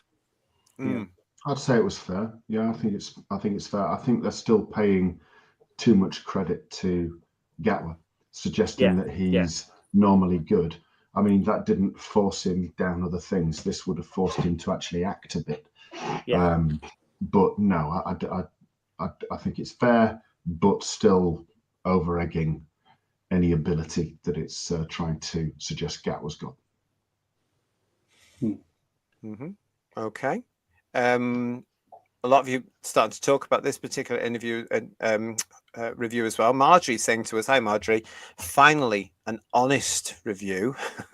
I think this particular review, from my point of view, guys, we're trying to sum up what I've been trying to say all this show about how it missed the mark for me. Yeah. So I understood when I read this one what that guy was, or this person was trying to get at, because I just thought, yeah, that's how I feel. Lex, thank you for your super chat. John and Tom, Doctor Who era got 12 to 13 million. We don't get that anymore with 1.9 million. If you got 1.9 million in 1990s, early 2000s, it would be Axe, which is true. Is true, but we don't know what's going to be happening in the next few weeks, do we?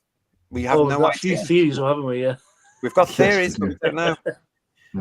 Thanks very much for that, Lex. Appreciate it. And Woodhouse122 is saying that IGN review is spot on. Yeah, I think you're right, JT. Getting at a lot of what we've been talking about. You know, you're never going to live up to Midnight. Midnight should be left as a kind of a single kind of story. You didn't need to have the entity there. You know, you could have upped the horror aspect. Could have spent a little bit more time developing the character. The article says, you know, I didn't really care for the characters. I have a friend who's on the chat who basically said the same thing. He didn't care for the side characters. So I think picking up on a lot of the criticism that we share, but also highlighting, you know, some of the positives around the atmosphere of the episode, and it had a lot of potential, as Paul said. So. I think it's a refreshingly fair review.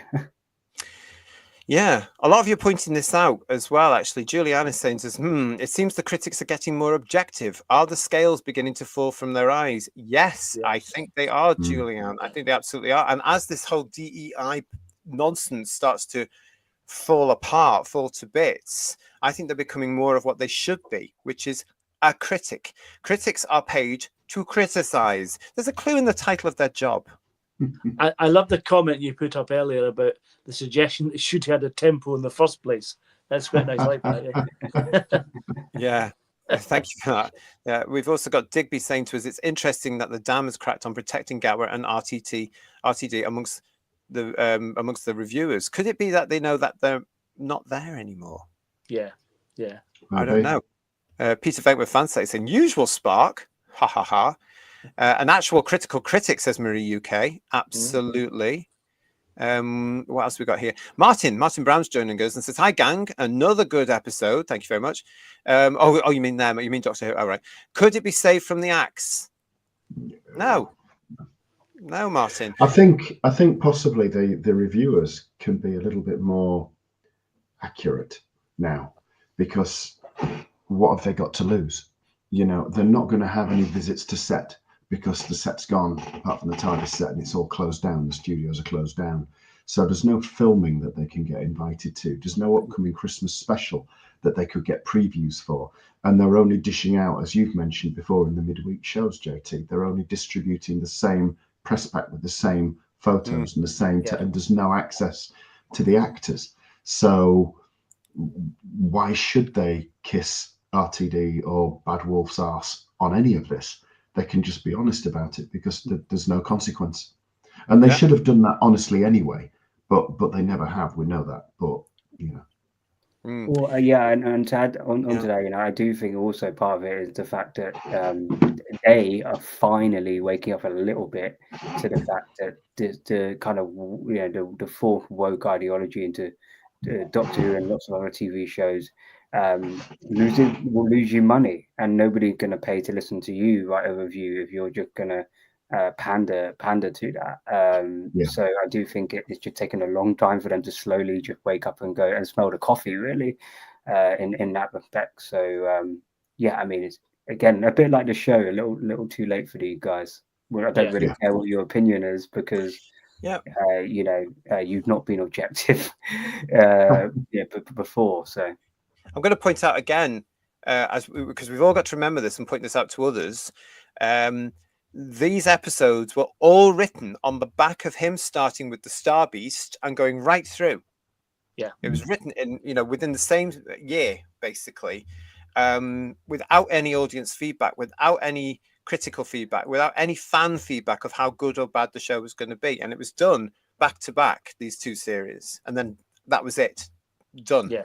We've got to remember that as well. But as we pointed out, as you said, Ian, about headlines in the week, we did point out that the material that Bad Wolf and BBC Studios gave out for this particular episode was non-existent, because Russell wanted to keep the surprise of the show.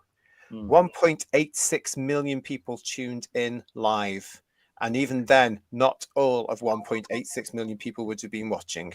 That's but even if they had, you know, promoted the return of the midnight entity, would people have tuned in for that, you think? No, of course they wouldn't. The Notwees are not going to remember something from 17 years ago. I vaguely remember it myself, to be quite honest. I remember Leslie Sharp, because I've been an extra in a Leslie Sharp show. So I think a small group of people would. I had a friend of mine who basically heard from another friend that there was a midnight sequel, and then would like, and they don't watch the new version of Doctor Who, and they were like, oh, you know, should I go and have a watch of it? I said, yeah, you know, go and have a watch. Let us know your opinion of it. But I do think for maybe the people that grew up with Midnight, that they may, if they still have somebody who's watching the current series, not that many, that they may be entitled to go and give it a go. But it didn't win them over. Let's just say it's coming back to watch more Doctor Who. Yeah. There's lots of you in the chat with lots of opinions on this. Peter Venkman Fansite saying to us, RTD said he was inspired by or wanted Who to be like current Trek, which is utter crap. Some goal to aspire to. Well, he's managed it then, yeah. He has, hasn't he? He certainly did. And Stephen Braddock saying, if RTD wanted it to be a surprise, why leak that it was a sequel? What a hypocrite. I've told you. Yeah. You can't keep up with him. He's full of it. I've seen some comments online about the 1.86 or 1.9, as some have referred to it, ratings. And saying fantastic because it's an increase on last week. But I don't understand how these people that said 1.9 is fantastic are the same people that said after week 1, 2 million wasn't relevant. Oh, Yeah. You know, that they are, they're as up and down with the wind as he is, really. Yeah. 2 Totally. million, we're having a laugh at 2 million. Ratings aren't important.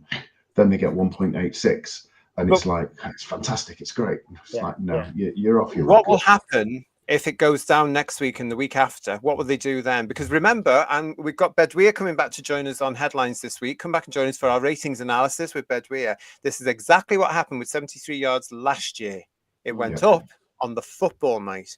Now, don't forget, we've got another football game coming in 2 weeks, which might actually see Doctor Who not actually on air because the Eurovision follows it and it has to start on time. The BBC cannot delay the Eurovision. It will start with all the other television stations in Europe. Yeah. So if the football on that one goes over, then it will be moved. Stay with us because this is going to be interesting times over the next couple of weeks. It's interesting times right now as well, everybody, because it's that time to play the ratings game. Oh!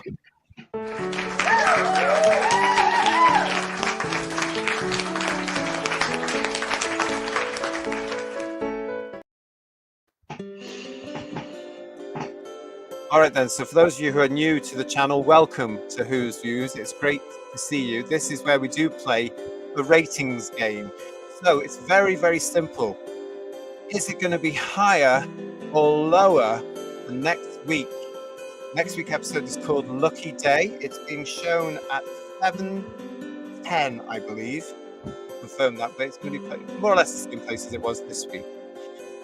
If you want to play the game, put in the chat rating and what you think it's going to be. I will come back to it at the show, after the show, because there's a lot of you with us tonight. But in the meantime, higher or lower than 1.86 million for Dr. Ian? I think it is going to be lower, but I think it will almost hold steady simply because it's Doctor-like Millie Gibson, and that combination last season gave it its highest ratings. So I'm going to say 1.8. Ooh. Ian is going slightly lower with 1.8. Paul, higher or lower? I think slightly higher. I think it's going to go ever so slightly, but only slightly, to 1.9. 1.9. Paul's being brave. Or stupid. Either. He never gets any of these right. I never do, yeah. 1.9. I don't want to bother, to be honest. We'll go to Emilio. I'm going to go lower. I'm going to go 1.63. I'm going to be very specific about it. And that's because it's going to be around about 21 degrees on Saturday. Very, very sunny. Oh, that's a good point. People are going to be out and about. And also, I do think the trailer for 73 Yards was probably what attracted a lot of people to go and view it. I remember it was actually it looked quite, very much focused on like the pub, and it looked quite scary. Whereas I think the trailer for this new episode, less so, doesn't look as interesting. So I don't think it will have the pull to maybe attract a couple 100,000 viewers who may be intrigued to watch it. That might explain why there was a little bit of a hike for this episode, but the trailer was good. So I definitely think it will drop back to the level we saw around Lux. Okay, so Emilio's going for lower with 1.63. Yeah. I personally think that it was slightly higher in the ratings simply because it was on in more pubs. Simple as that. We will find out next week when the real ratings come through as we compare it to the next episode. I'm going to go for Lucky Day lower. And I'm going to go for 1.7. There you go, 1.7 for me next week. Lots of you in the chat putting your chats in there. Thank you for that. I can't read them all out. There's lots of you in there. Some of you are sticking around the 1.9 mark, which is interesting. We've got Dr. Andrew saying 1.42, so that's pretty low. It would be interesting if it does get less than Lux at some point before the end. That'd be very interesting, wouldn't it? I think that'll probably. I think the Juno episode will do that probably. Yeah. Just a reminder, it's Lucky Day next week. The week after is the Interstellar Song Contest one. So have a think about that. But in the meantime, that was our guesses for next week on the ratings game.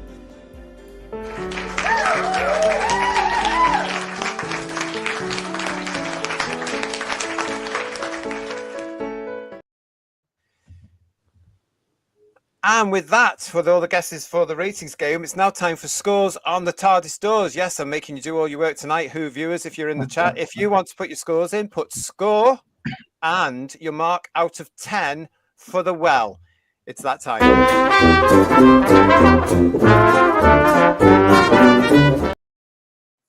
Yeah.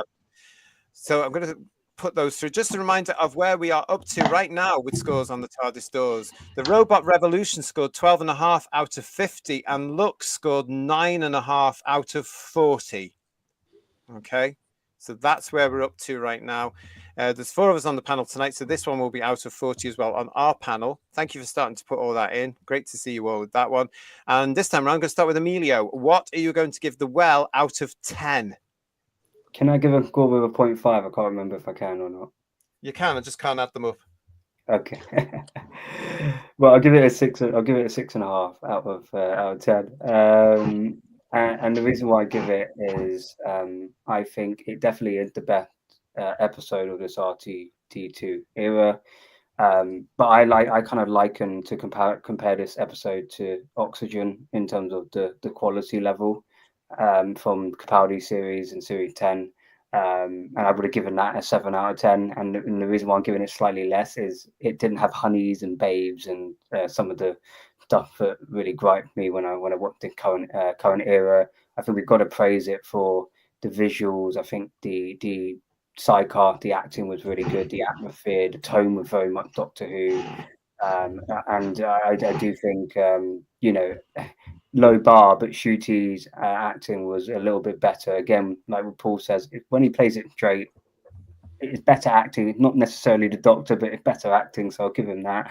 And the down points would be I don't think you needed to reuse the Midnight Entity, leave it to people's imagination. I think a fresh new monster would have been interesting. They could have upped the horror aspects, as I've said, and made it better that way. And I think reusing the same tropes of Midnight, character commits suicide, that was, there was a lack of imagination. I think it was retreading. It felt like Midnight Beta 2, basically. The poor man's Midnight, basically, when I finished it. So that's why I'm giving it 6.5 out of 10. Thank you. 6.5. Paul, what are you going to give this out of 10? Well, as I said at the start, I quite liked this episode. I quite enjoyed it. And it felt, for me, more like Doctor Who we've had for a very long time. And the kind of Base Under Siege thing is one of my favourite kind of Doctor Who settings. I enjoy all the kind of Troughton versions of that, or something like Horror Fang Rock. It's not in the same league as those kind of stories, but I did really enjoy it. I thought Rosie's character was particularly strong. She was really good. She really sold the episode for me, and the supporting cast around her were very good as well. Like Amelia said, and I stole the straight thing from you a couple of episodes ago, that when he plays it straight, he is better. So Shooty was better. Once he got rid of all the babes and honey nonsense, he was a bit better. He didn't do much of that apart from the bit at the start. So there was some good stuff in it, and I did really enjoy it. And I felt like watching Doctor Who for a change for me. So I'm going to have to give it a 7. Okay, 7 out of 10 from Paul. These are so far big scores for us here on the Scores on the TARDIS doors for this era. Ian, what are you going to give the well?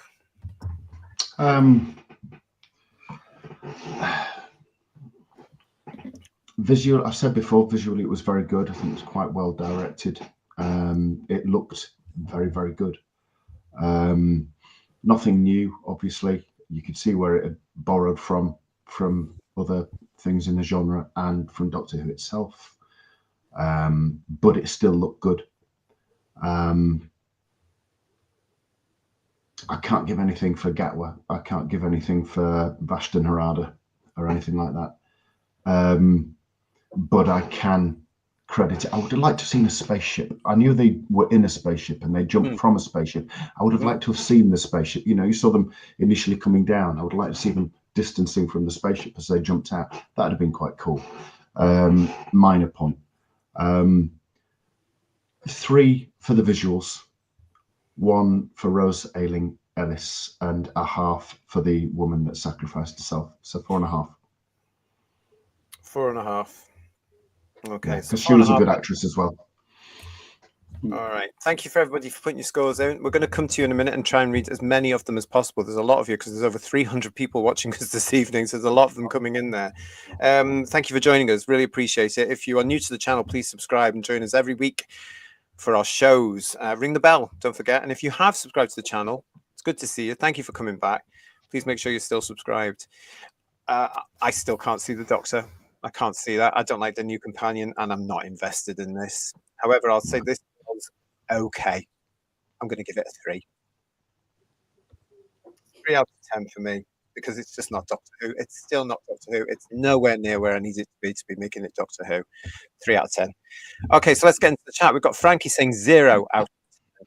Philip is saying 1. John Roberts is saying 4.5. 4.5 from Stephen Noddles. Nice to see you, SO. The Mecronon is saying 6. Clive is saying 7.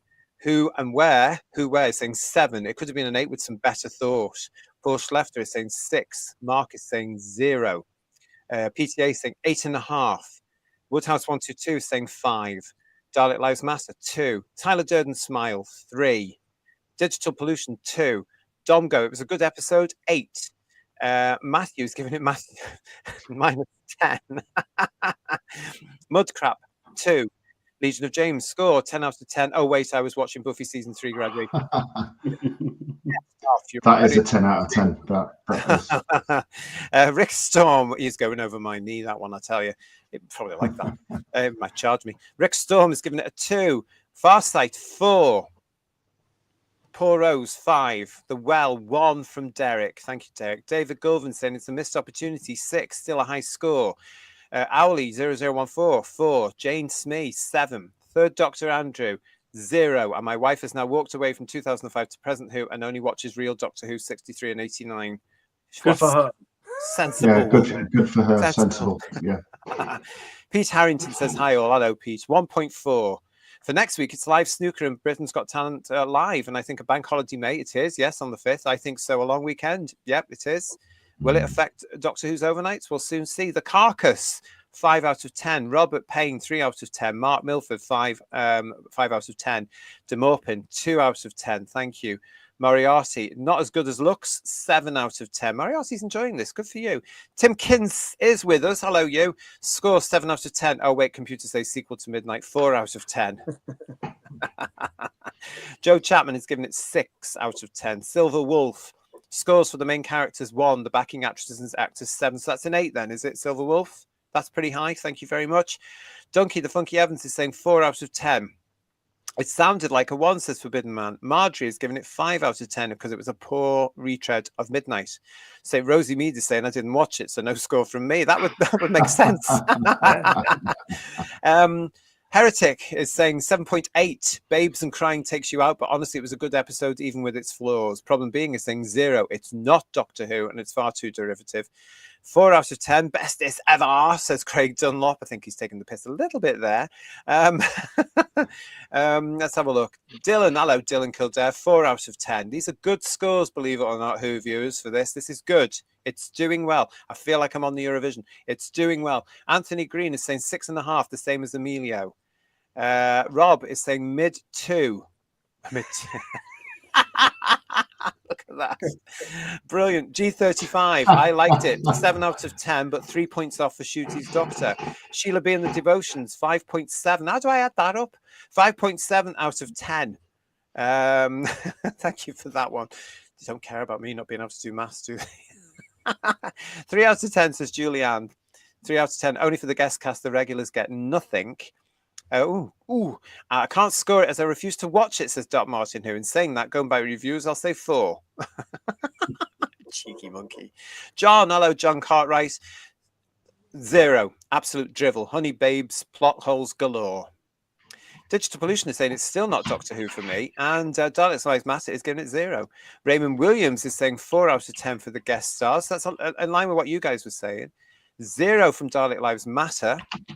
Stephen Braddock is saying it's best of the Shooty era, most like Doctor Who for a long time. So 7 out of 10. Let's see what else we got. Any more for any more here? I'm sure we do. Oh, Matthew Pounder is saying just cancel it already. You never know what's been done. You never know what's been done. What have we got? Oh, any more? What else? Legion of James, by the sounds of it, the story and supporting cast is what everyone is scoring, so it's not Doctor Who. If he is irrelevant to the episode and just an annoyance as a Doctor Who episode, it should be a 0. Okay, nice point. Thank you, Legion. Any more for any more? Jason's saying to his score 1 out of 10 just for the people who work behind the scenes. The rest was a mud throw using regurgitated ideas at the wall. Companion is horrible. Shooty was in it. Still isn't Doctor. Shooty was in it. Dalek Lives Matter keeps giving me scores. Yeah, we know. Yeah, 0 for Gatwa. George is saying 6 out of 10, but it's too little too late. We had that last year as well, didn't we? Jordan C giving it 6.5. And Theta Sigma 199, good to see you. 7 out of 10. Thank you so much. Matt, the Silent We music score, nothing. Negative infinity. Okay, thank you so much, Matt. Gosh.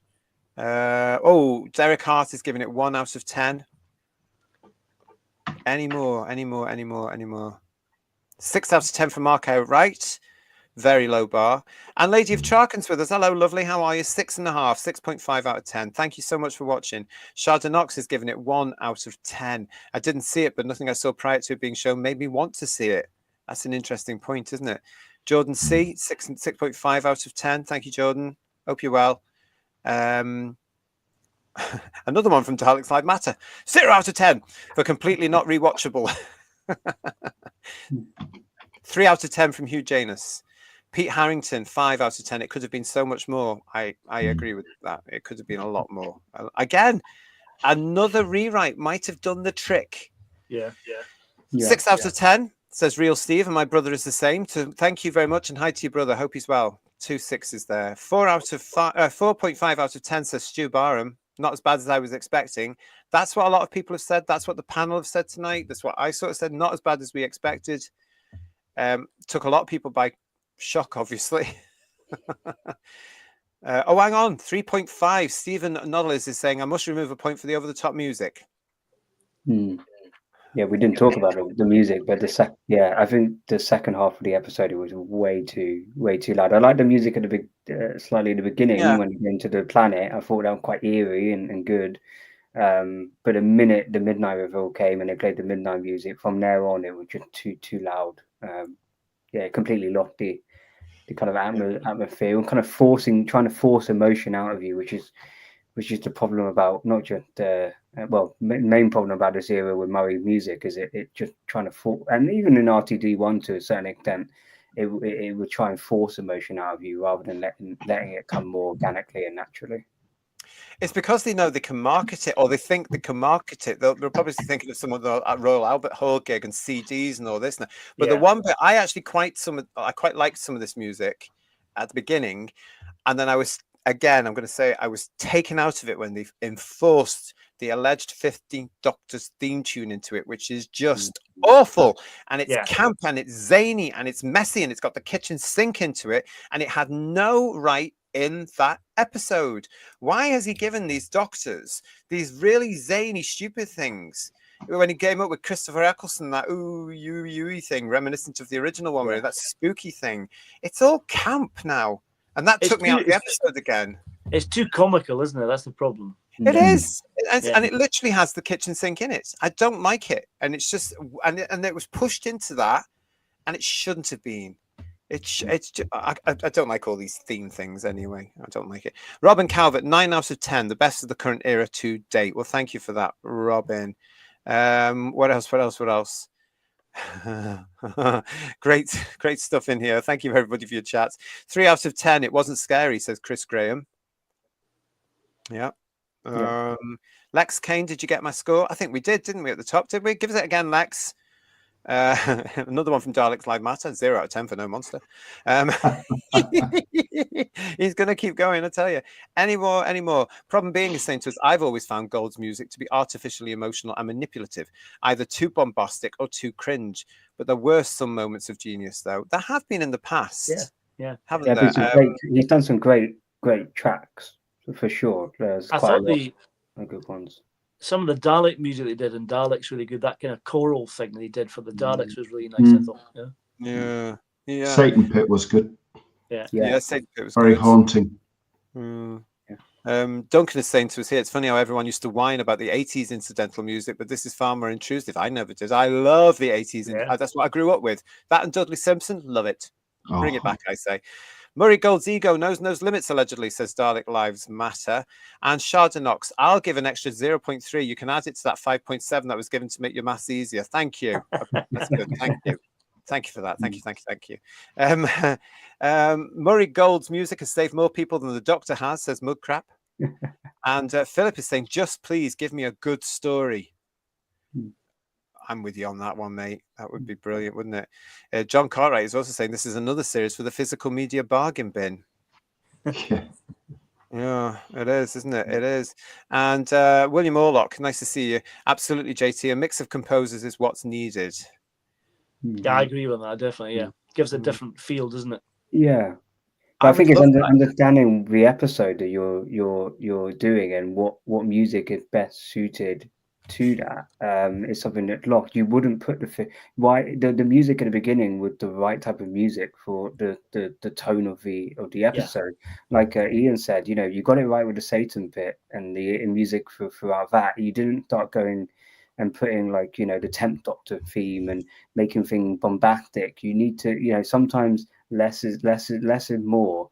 And I think that just it's just a shame that whether it's the music or it's the script, you get taken out of it. The minute he says babes and honey, I'm taken out of it. The minute last week with the fans, you're taken out of it. The music this week, it's too loud. It takes you out of the environment and the feeling that you were getting naturally from it. It's like, again, it's the hitting you over the head with a hammer. It just, I find it frustrating because it's just like, I'm trying to get into this episode. I'm starting to get some enjoyment, and then it's just like it just creates almost like an emotional disconnect between you and what you're watching, which is just not what it should be about. He's no Dudley Simpson, is he? Let's be honest. No. Absolutely not. No. I mean, as we're saying, he has done some lovely stuff. He has done some good stuff. But I do think I would love a return to a different composer per story. Like we had it when we were kids, like the original, in the 80s especially. I think it would just bring in a different, fresh feel every so often. It feels like a new show when it's got a creative team on it, doesn't it? That's the thing, Yeah. And the issue is different directors, different music, all that kind of stuff. Yeah. He mirrors RTD, and there's a reason why RTD keep picking him. It's like he needs reining in, as well as RTD. He needs reining in. I think exactly different composers to work alongside him that could maybe produce different pieces. Would definitely, I think, massively help the show. And I wonder if either of them had forgotten that they'd played Britney's Toxic before. Because there's plenty of music since Britney's Toxic that they could have put in there to illustrate the point that we're possibly going out onto a toxic planet. Lots of other things, and some of it. I mean, Britney as well. Playing a Britney these days is a bit dodgy. I'm just saying it's a bit dodgy. Poor woman. Lex, thank you for your TARDIS score on the TARDIS door. 2 out of 10 for Alice and Shire. Shire was like Captain Janeway from Voyager. Gatwa was crying too much with golden makeup. Yeah. Thank you very much.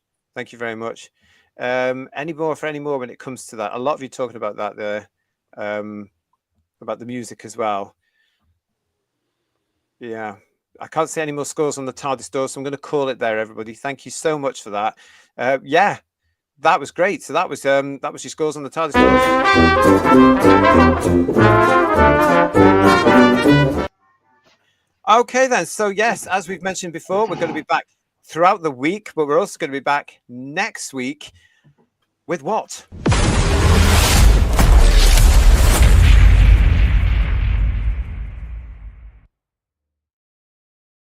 The return of Ruby Sunday. A lot of fans are looking forward to this. She is in the next episode with her new boyfriend. Life with Ruby and Her Lucky Day is next Doctor Who episode, part 4 of this series 2 for 2025. And we'll be back, of course, next Sunday, live at 8 o'clock with the Whotastic panel. And I think Kirsty's back with us next week as well from her honeymoon. So she's just in time. She's just in time for the Interstellar Song Contest the week after. I'm sure she's delighted. So yes, that'd be great to see them as well. But listen, thank you so much, everybody, for joining us tonight. We've had huge audiences tonight, and a lot of you in the chat with us. And I hope you've enjoyed the show. If you have, please give us a like and make sure you subscribe to the channel. Phew, Third Doctor Ian, Paul, Emilio, really good show. I really enjoyed that. A different one because it was very mixed opinions, I think, about this one. Yeah. But great fun as usual. Thank you. Yeah, definitely. Thank you. Yeah, and this is going to be an interesting one when we come to do the season review, isn't it? That episode there. Well, I don't have to resign from the panel for giving us 7, do I? Or is that kind of? Well, you are a bit of a Gatwa fan now, aren't you? No, I'm not going as far as that. No. We'll be watching you, laddie. Absolutely, yeah. And Dirty Hamble's in the chat. I wanted to say thank you very much. I don't know if I read out your score, but I did get it. So thank you so much for that. Anyway, yeah, that's us, everybody, for tonight. Listen, have a great week. Make sure that you have rung the bell to let you know when we're going live again, because we've got headlines this week for you. Wednesday and Friday this week, headlines will be here live on the channel at 8 o'clock, including, of course, Bedweir's update with his rating analysis. Lots more to come for you on the channel. Stay with us. It's great to see you. Thank you for joining us. I'm off to have a cup of tea. Until we see you next week. Have a great week. Take care of yourselves. Good night, everybody. Thank you. Bye-bye, everyone. Good night. Bye-bye.